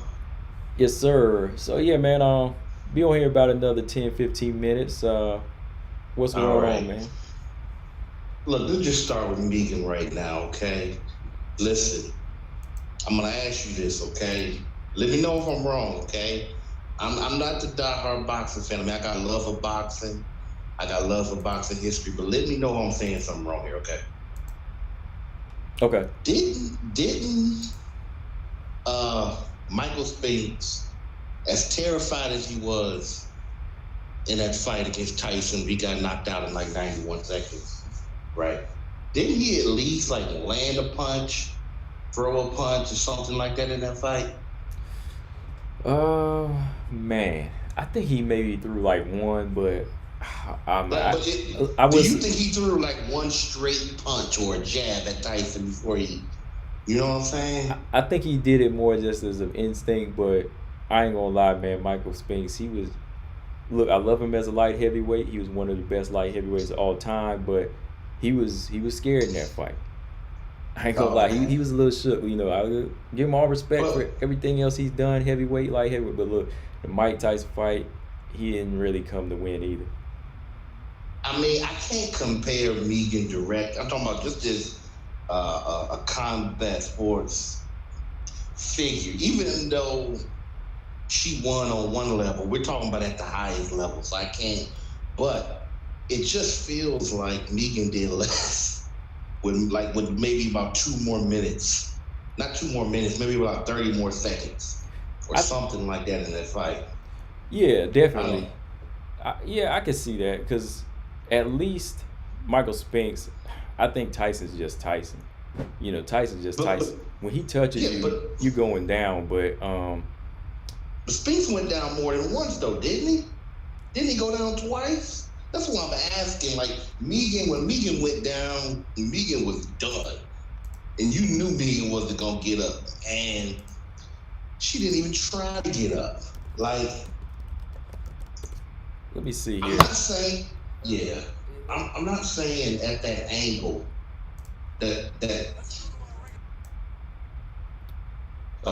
Amanda had it and she couldn't have got up. I'm not saying that she would have gotten up. Mm-hmm. I'm saying she could have maybe gotten to a knee or something. Yes, she was in pain and that leg switched back like a switch, like somebody opening up a one of those Swiss Army knives. The legs kicked back like it had it upside down, right? But it just kicked out. But the thing is, I've seen people in that same position struggle, and All right. she just looks demoralized, man. I'm playing the fight right now. I want to say it's one knockdown. Hold on. It's just one? I think Okay, so. go It's ahead. only 1 minute. It's gonna be 1 minute. Hang on. Yeah, keep talking for a second. I'm Yeah. So, I mean, she just kept moving her hand back and forth, like her arm, like she was like. It didn't look like she was even. She didn't look like she was throwing blows with that left hand. It didn't look like she was throwing jabs. It didn't look like she was measuring. It looked like she was just kind of stretching her arm out in a straightforward, like she was trying to loosen her arm up. And like, I don't know what Megan was doing in that fight, but getting killed. But it's just, I wish she just would have came in that fight. This is the last thing I'm gonna say on it. At least she just could have like maybe came up with a face to say, "Hey, you gonna have to kill me, Amanda," instead of, "I know I'm already dead. I know I'm already dead. So like, can you get it over with quick?" You know what I'm saying? Mm-hmm. Like, cause I think Amanda showed mercy. Like, I know this is gonna be an extreme example, but okay, you've seen lions kill, right? Yeah. Have you ever seen a Komodo dragon kill? Yeah. I'm talking about like the real extreme ones where they eat the damn thing. They eat it alive. Halfway, rip out the baby and eat it in 3 gulps and rip off the like. I think that's what Amanda. I think that's what Megan was sitting there hoping to avoid. Like, you know what? I ain't gotta sit there and get eaten alive and get bit by the poison and die slow death. You know what I'm saying? But Yeah, Megan's. I mean, that's why they call her the lioness. Amanda went in there and said, "Look, I'm not gonna torture you. I'm gonna end this quick. I'm gonna, just sink my fingers into your neck, break your neck, and eat. That's it. It's not like a slow death like fighters that want to fight back. Like Felicia Spencer wanted to fight back, so it was 5 rounds of hell, right? Yeah, right. I take it back. There is one instance where the lions do make their kill suffer. When they kill those hyenas. Oh yeah. Especially a hyena that did something. Slow death. But anyway. Okay, yeah. Okay, so it was 2 knockdowns. It was I thought it was 2. Yeah, he took a knee after eating a left hook, but when he got back up, Tyson flattened him out right there. So, like I said, did he throw any punches? He threw a few, but he clinched a lot. Nothing with bad intentions. Like, he never threw to counter. He just would throw something and then tie up. But again, like I said, that's just Tyson being Tyson, man. Like, okay. Well, look. All right. So enough of that. So DePaula is fighting Jin Frey. That fight's coming up. Yeah, this weekend. Okay. I'm just gonna be straight up combo about that. Whoever's fighting Jin Frey, I'm picking. Like, I know a little bit about DePaula, but I don't even think about. Like, I think anybody that she go up against in that division gonna rough her up. She don't throw combinations. I don't think she has much of a ground game. No. I mean, I ain't saying she suck, but I just don't think she, in the UFC, I don't see it. She got to do something to prove me otherwise. I think she's going to get destroyed in that fight. Or at least pieced up pretty good. I don't know how you feel. I got to do a prediction because somebody asked me to, but like early on, I'm looking at Gloria DePaula myself just because of her punch output. She punches, she lets her hands go, and she's got some power to her.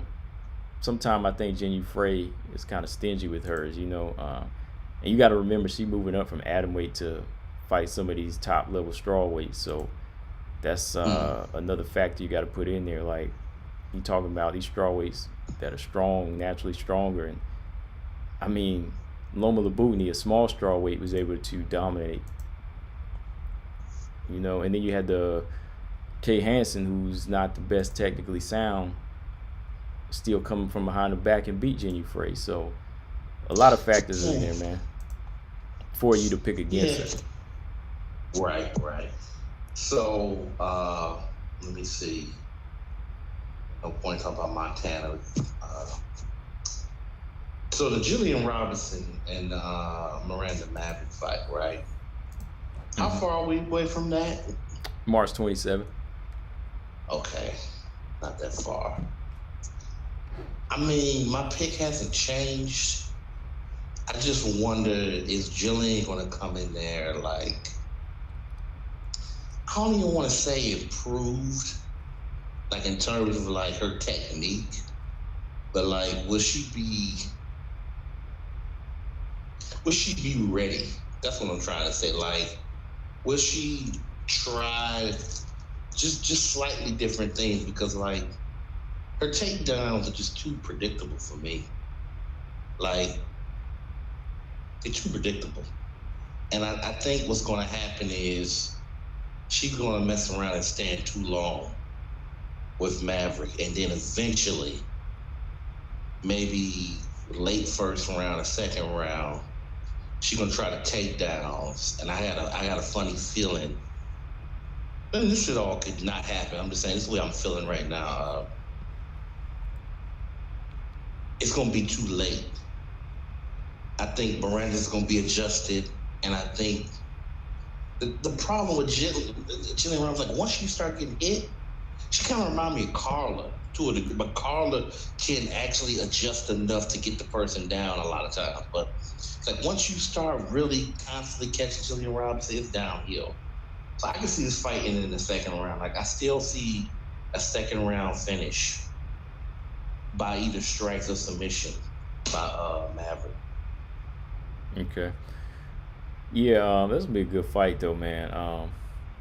I'm actually thinking Miranda might submit her, just because she's got that underrated ground game. For some people, forget that she won a couple grappling tournaments. She's been in there winning grappling tournaments. So they've seen each other in grappling tournaments. They just never actually went against each other. But Miranda has seen her, and Jillian's seen her there before. So they've seen what each other can do.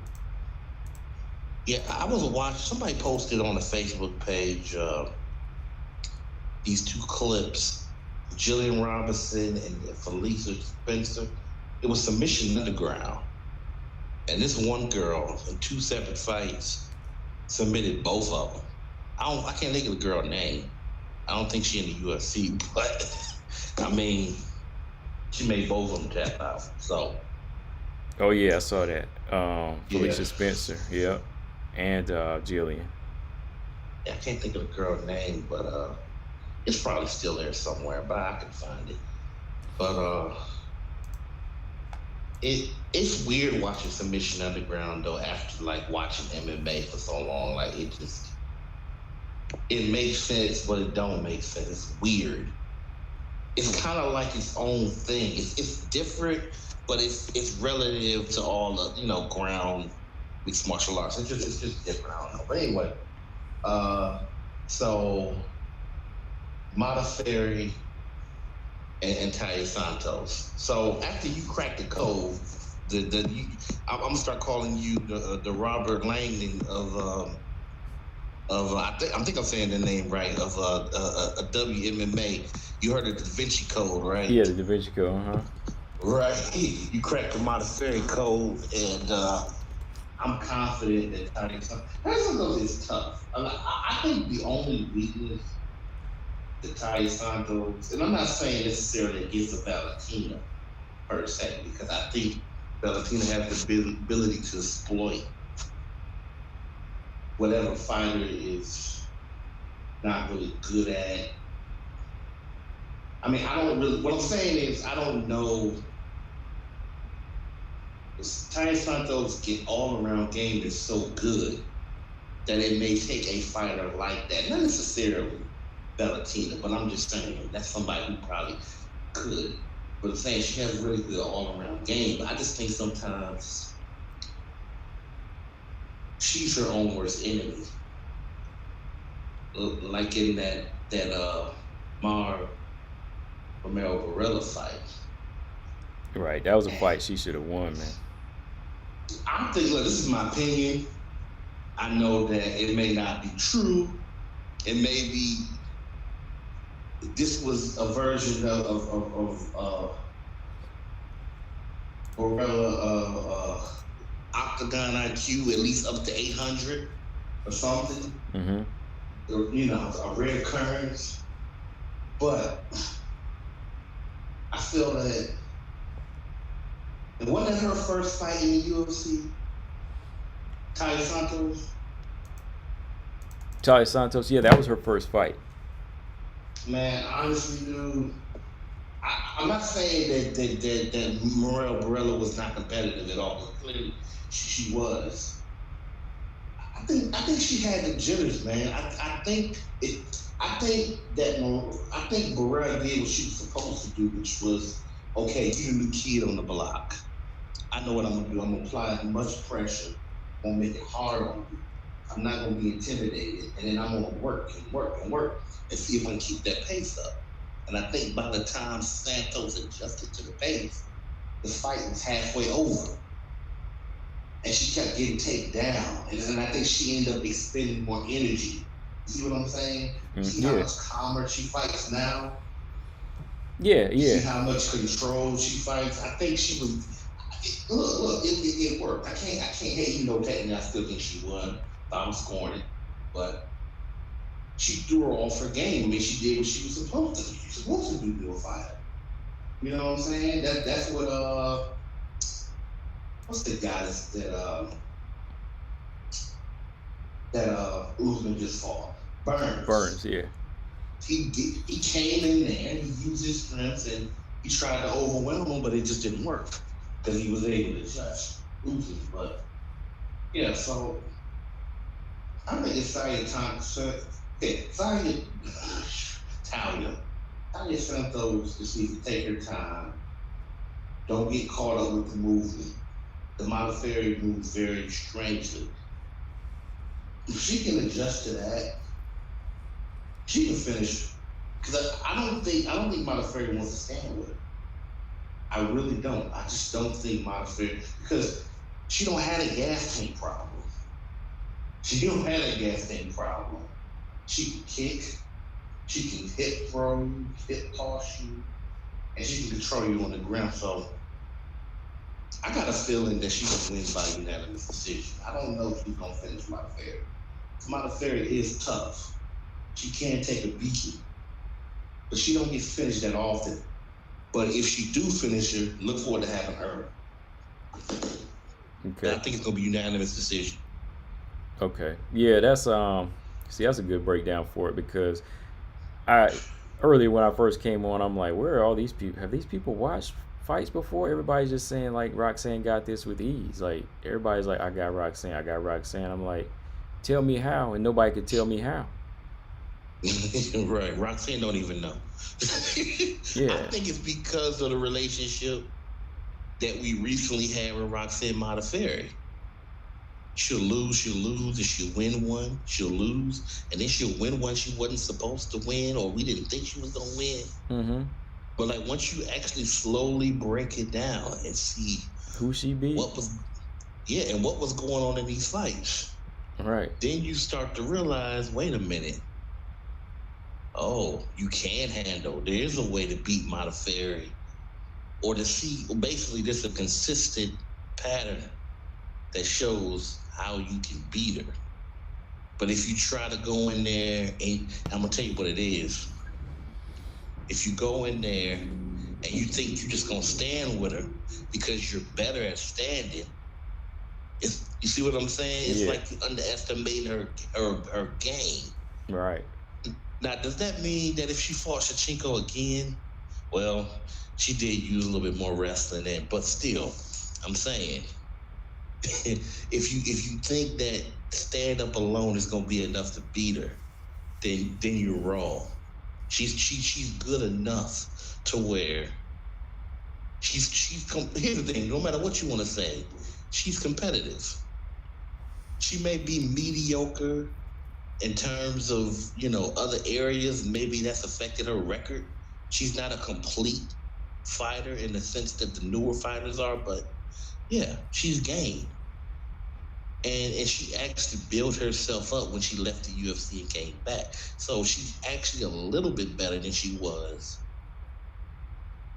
when she was back in the UFC back in the day. You know what I'm saying? Mm-hmm. Okay. Yeah. Because I think she was there before that.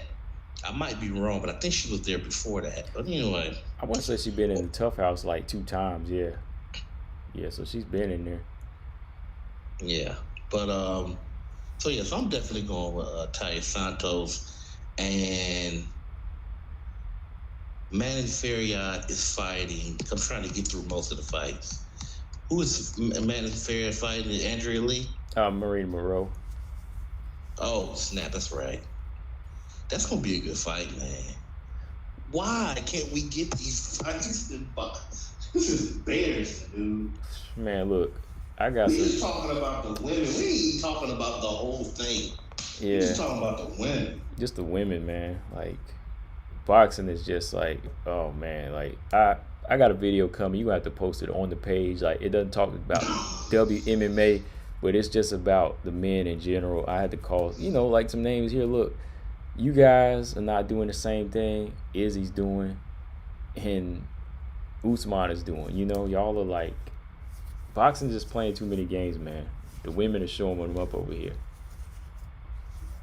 But like that fight that Morose had with Bueno Silva, yeah, that was a good fight. Yeah, and Silva fought a little bit smarter in that fight. I actually think she might even, you gotta look at it again, she may even threw a couple of jabs in that fight. So like the competition, this is the thing with a lot of these fighters, a lot of these women fighters, they some of them have a tendency to fight to the level of their competition. You see what I'm saying? Right. The only fighter, one of the few fighters that levels up in most of their fights, one of the few fighters that does that without fail is Weili. Weili gonna fight. Now Weili will fight you regardless. But like if you really trying to go at her, she gonna go off on you. You know what I'm saying? Yeah, Weili's not a slouch. You know who she remind me of? You know not a big fan of? What's the boxer? Holyfield. Yeah. Holyfield. One thing I can't criticize him. That fighting experience. He didn't care what George Foreman. He didn't care if it was Tyson. He didn't care. He gonna fight you with everything he got. He would gladly like throw out the whole. Oh, you don't want to do a tactical battle. You just want to throw him down. You just throw him down. That's how Weili is. Weili's like, okay. She actually prefers it though. But yeah, to me, it's like a lot of them. Like it gotta get brought out of them. Like they gotta be dead. They gotta be close to death or something. But that Manny Ferriot fight, I say it's gonna be close at first. I think Ferriot can win it, but it's not gonna be an easy fight. Mm-hmm. Cause old girl she's good. I think she's gonna have to really catch her. But then again, I think Ferriot has the power to put her down. I think she's even more powerful than Silva. So we'll see what happens. All right. So yeah, that's what I'm talking about. Like a lot of people are saying it's a hype thing with her. I'm like, it's not a hype thing. She just got the potential, man. Like she's got the potential to be better because she's not one dimensional. There's no hype behind Manon like there is Macy. I mean, she punishes him. I mean, but it's with skill though. You see what I'm saying? Skill, right? She's not throwing wild, unadvised punches. She's like targeting specific areas and hurting people. Like them some of the worst fighters you want to, you want to deal with. Yeah. They actually have the skill to execute and whatnot. All right. So, what do you think about Caitlyn versus Viviane, man? What about that fight? That's such a frustrating fight because it's like I want Vivi to win. I really do, but it's like she like to energize a bunny with $2 batteries or something. You know what I'm saying? Those she got those Dollar Tree Energizer bunnies. You know, you put them in a electric keyboard. Put it in a keyboard, and then you hit one key, and then the power just shuts off after 5 minutes. You know what I'm saying? You talking about like the light be faded already? That little red you light. hit a key, and it just goes off. You know what I'm saying? That long pack of batteries you get for $1 back in the day. That's what you got. I'm powerful. Them red and white batteries. Yeah. Yeah, she got the juice, but the juice just gets ate up. And here's the thing: I'm not so confident in Kate. Look, before the Andrade fight, I'm gonna be honest with you. Of all the fights in the last couple of years, right? The one that I went back in my mind, back and forth the most about, you could even tell by the videos, I mean, they're all still there, was the Andrade versus Chookagian. Because something just told me at the very end, it said, like, this fight looks like it's set up for Caitlyn to win, but I just don't think she can win. And it's something that she said before the fight that said, you know what? Andrade win this fight. I don't know how she win it. She gonna do it. She gonna do the Andrade thing. Draw enough. Get her in the body, put her in so much pain. That was it. But I'm still picking Vivi, but she has to conserve energy, but she can't conserve too much. She out there fighting a fighter that fights like a damn ballerina. You see what I'm saying? Yeah. I'm not saying that she necessarily moves just like one. I'm saying she's gonna do a lot of movement and she's gonna go in and out, left and right. I think if she can catch one of those kicks, because Caitlyn throws elevated kicks, maybe she can catch a kick and take it down. What I had wrote in the comment section was she needs to beat her up for 2 rounds. She needs to beat her up for 2 rounds. And then if it makes it to the 3rd round, if she don't finish it, she's got to lay on her elbow. But Caitlyn is a decent grappler, though. See what I'm saying? That's what I'm saying. It's going to be interesting when it hit the ground. I don't think it should go to the ground until she hurts her. If she can hurt her, I'm going to say this. This is worst case scenario. She wins a close decision by wearing Caitlyn out and not letting Caitlyn get a bunch of shots off the crowd and getting her on the ground in the last round. Best case scenario, she knocks her out in the 2nd round. Well, actually, the 1st round would be the absolute best, but I'm saying I don't think Caitlyn's going to get knocked out of the 1st round by her like she did in Andrade, but we'll see what happens. So I'm still going with Araujo. All right.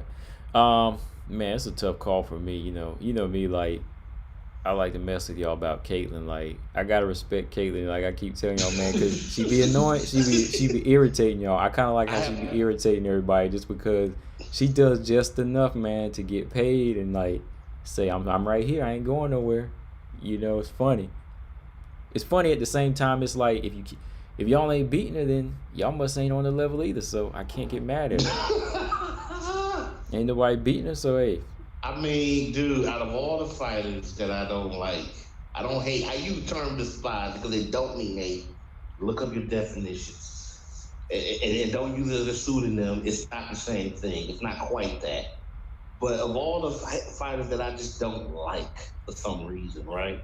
Even with Carla, I'm entertained by, stuff that she do. It's funny to me, even though I talk a lot of trash. But Caitlyn, I just don't like her. She seems like if I knew her, I would just be like, okay, that's Caitlyn, okay. And she'll stay over there, But and she might be an okay person personally. but I just don't. But you're right though. She's at another level. It's just that the champion is something else. You see what I'm saying? She would probably have won a championship by now. Mm-hmm.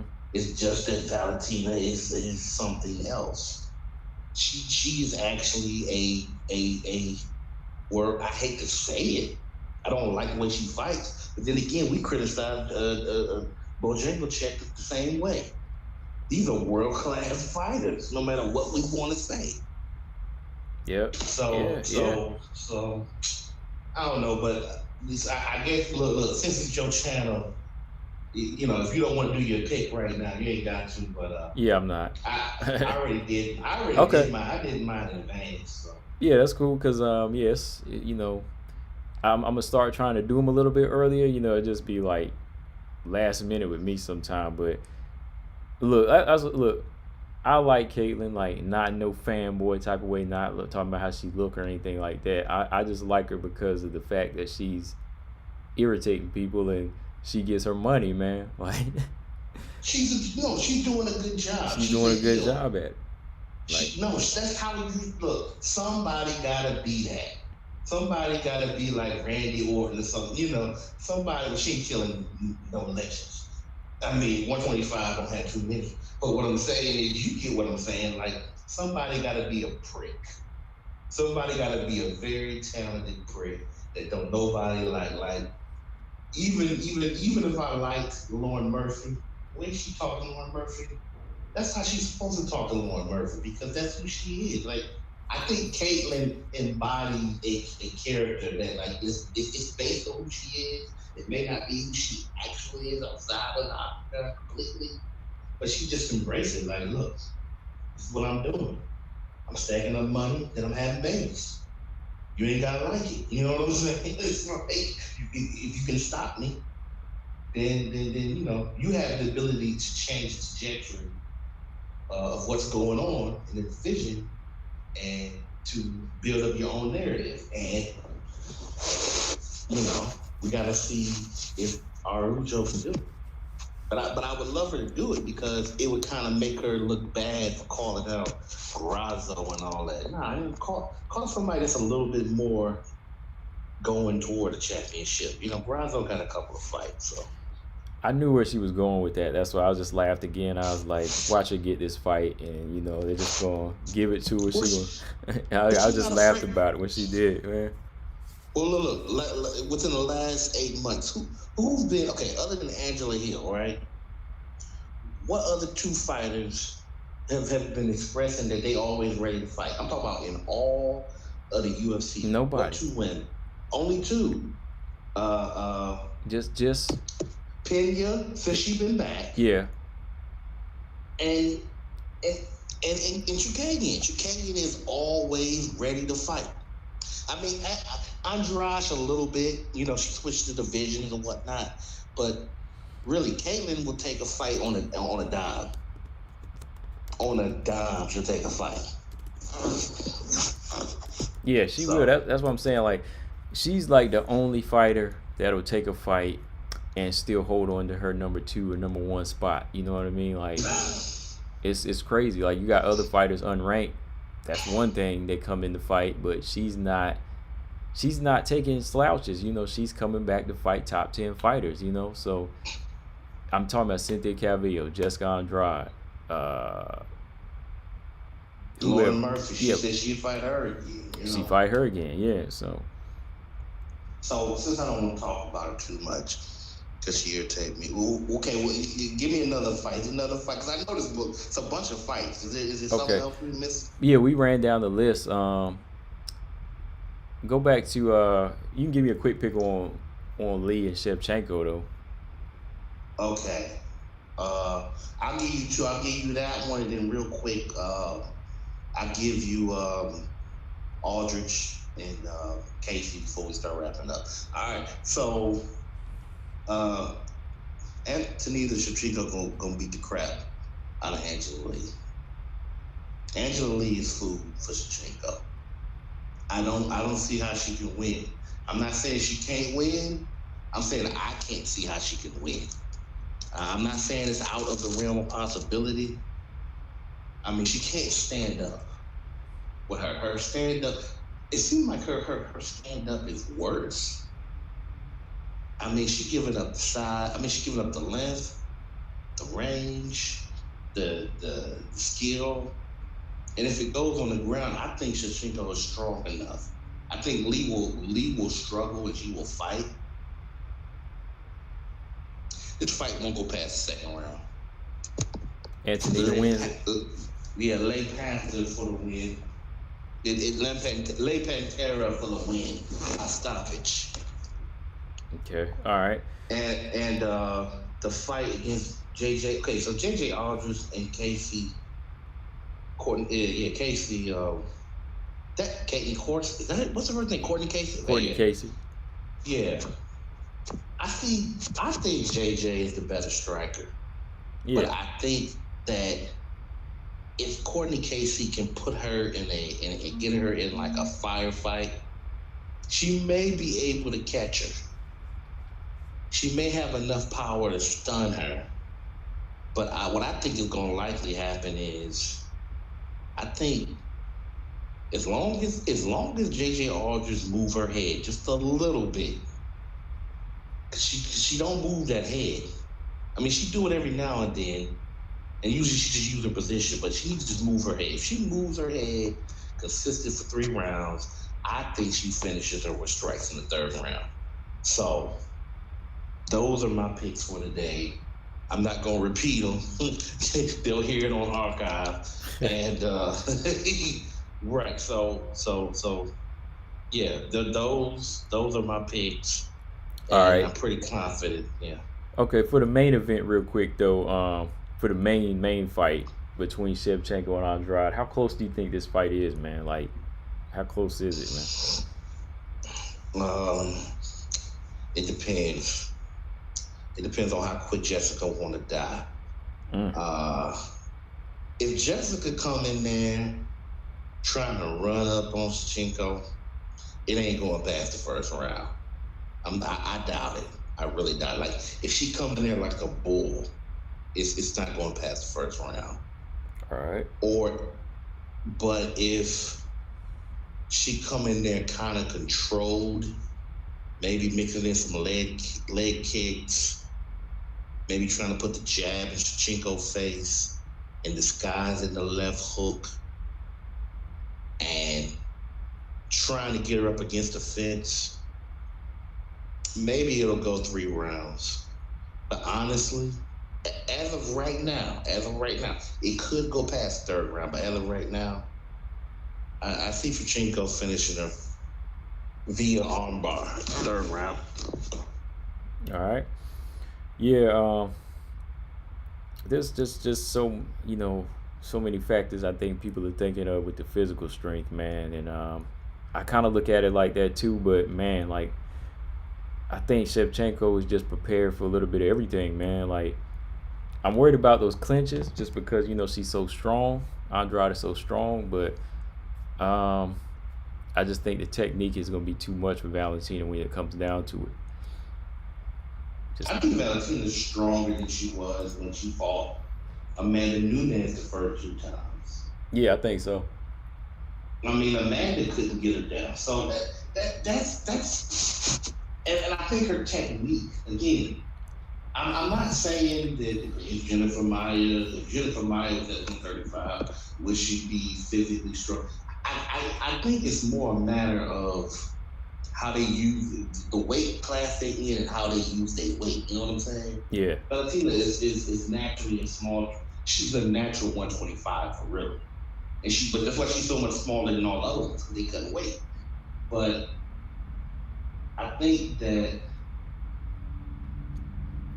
Jessica just has strength that's extraordinary for her size.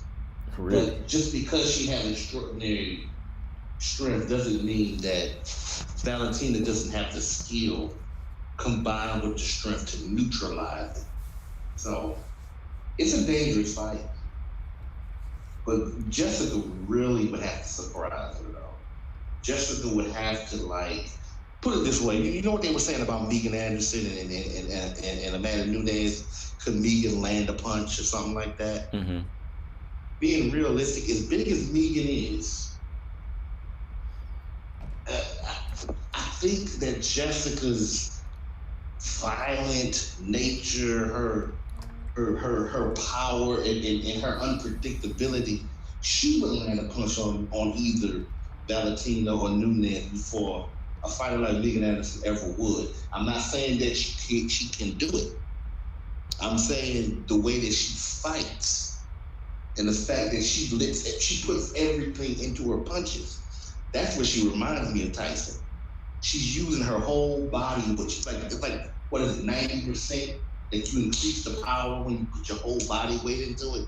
Like Jessica hits really hard when she catches. So I think she can do it, but I don't see it. I just think Valentina's just too smart. What do you think she has a better chance than Megan Anderson did?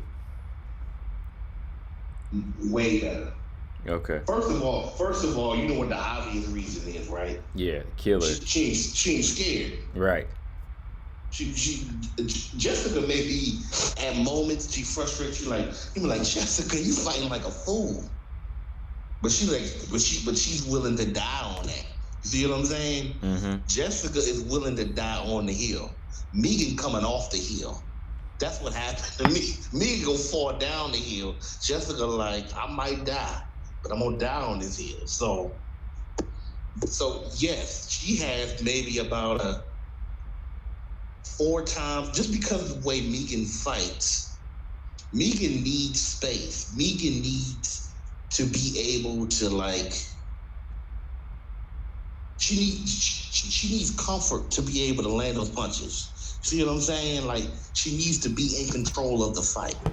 Right. Even in that fight against Dumont, honestly, this is the last thing I want to say about it.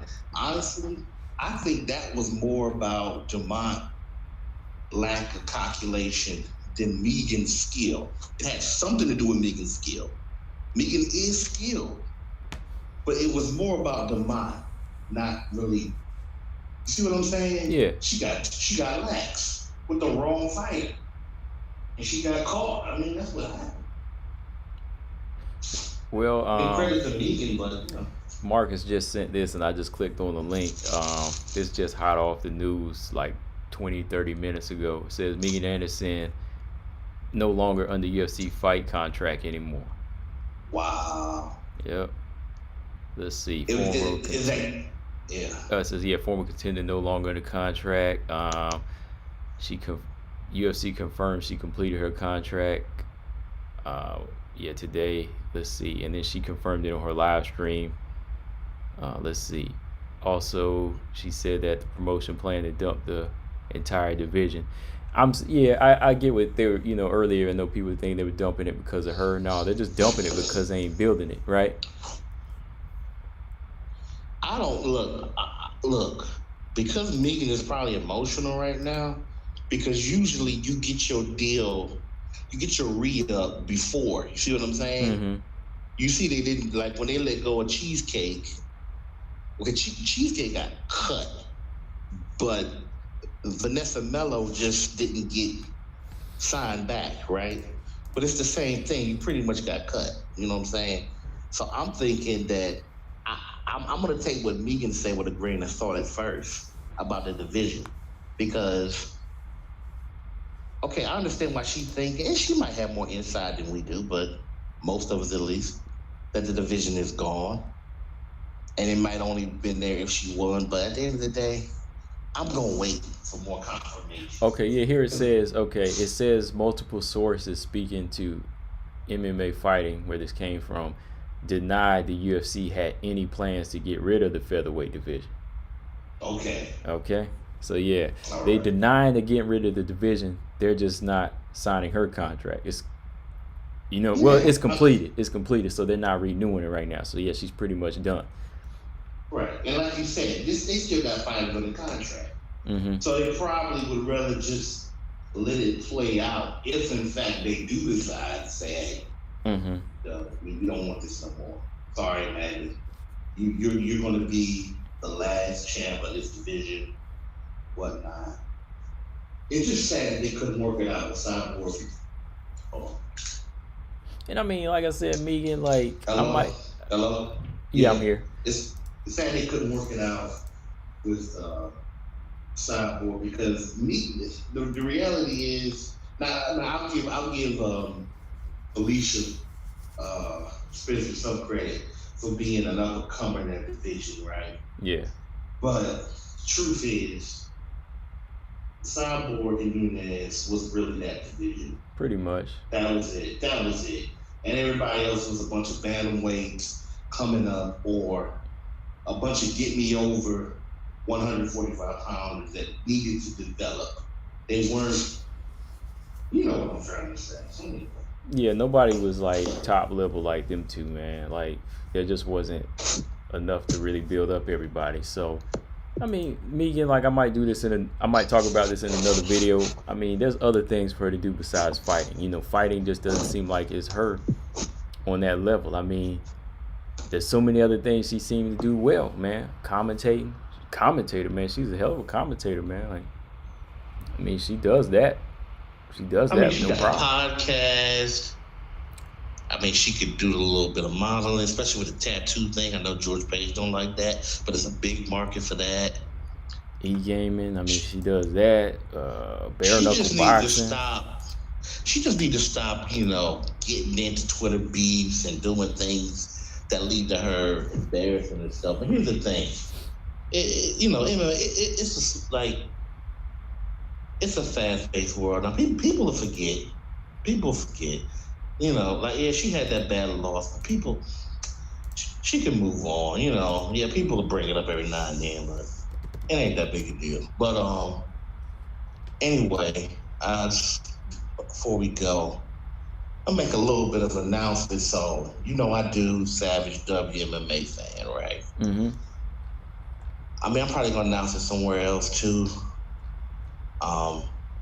As of now, it's on, how do I say this? It's suspended indefinitely. Suspended? You mean like hiatus? Yeah, I'm on hiatus. I'm on in an indefinite hiatus. I'm definitely on hiatus right now. Yeah, so I won't be uploading any videos, and I don't know when. It's I was thinking like maybe this amount of months of that. Nah, it's just best to just tell people like nah. But I may get back to it. We'll see. Are you just busy, or are you just taking a break? It's one of those, you know, situations where I got some important work I gotta do. Right. I got a direction I'm trying to go, and I got goals I'm trying to reach. And then there's life stuff too. I mean, this stuff I gotta work. It's always, it's health and all this other stuff. But my time management right now, like what I need to do, it's gonna require me a lot more focus. Like it's less about time. It is about time, but it's less about time than it is about focus. Mm-hmm. You know what I'm saying? Right. Like my focus, oh, I need to get to. I'm definitely gonna be using that. But like, it's the focus, though, man. And it's like, I can't put the energy that I want to put into that and put the energy into the things that I really, really want to do. Like my number one thing and my other things that's centered around that and building that up. So, yeah, but I'm not saying I'm done with the page. I'm not going to take anything down. It's there. I will kind of miss doing a podcast though on Fridays. I was really loving that. I don't know, maybe I'll do a different podcast or something else. But again, I'm gonna get back to it. Okay. All right. Well, if you still come through on Open Links, you can always come through here or wherever, And you know what? I might as well just go ahead and say this one down. That might not be the only thing that I'm not be doing. So like I don't know. It's not guaranteed that I'm going to be running the Facebook page anymore pretty soon either. Mm. I know. And you just dropping a damper, man. I'm really getting down with it. And I figure while people online now, it's best for me to go ahead and say it. So it'll just be out there in the WMA universe. Right. To make it let it down a little. But like I will be running it at least until the 1st. So I'm not going anywhere right now, but it's a lot. For me, it's a lot right now. And it's like even just staring at the phone and doing it, like, and it's hurting me in other areas right now. It's not that I don't like doing it. It's not that I hate it. Mm-hmm. It's just that, and I'm online a lot. Like, you got this stuff, then you got the other stuff, and then you just got your so like for mental, I have to balance it out somewhere. Like something's gonna get cut, so I may still be around a little bit, but like I'm just being frank with it, man. Right. I was really trying to like do it for like at least like a year or at least a year and a half straight, and then maybe we could kind of work it out and somebody could do it here and I'll do this and we work together, but it and I understand and I apologize. Maybe I could have like said something earlier to people about it. Maybe I could have worked something out, but I was just steadily trying to do a good job on that page. Mm-hmm. And it was good work though to like again, I have a feeling this is probably the last month, but we'll see. But this would be like the 8th month, so I don't know, man. We'll see. But all right, well, we appreciate your work on that. Keeping people posted on everything that's been going on. So, everybody got to take a little break, though. I understand that, man. I don't know me, because before I was on here, I was doing other things, but that pandemic hit. I've been doing I don't know if I told everybody, I do, some film work and stuff, behind the scenes and stuff. But we'll see how that picks back up. I just gotta have to find a balance for it, But yeah, I ain't gonna try to leave the channel though, ever. What I'm saying is that I think I built up too much to abandon the channel. Mm-hmm. You know what I'm saying? Like, even if I only update every now and then, I'm not getting rid of the channel. Like, it was the first channel I ever really did anything with, right? Mm-hmm.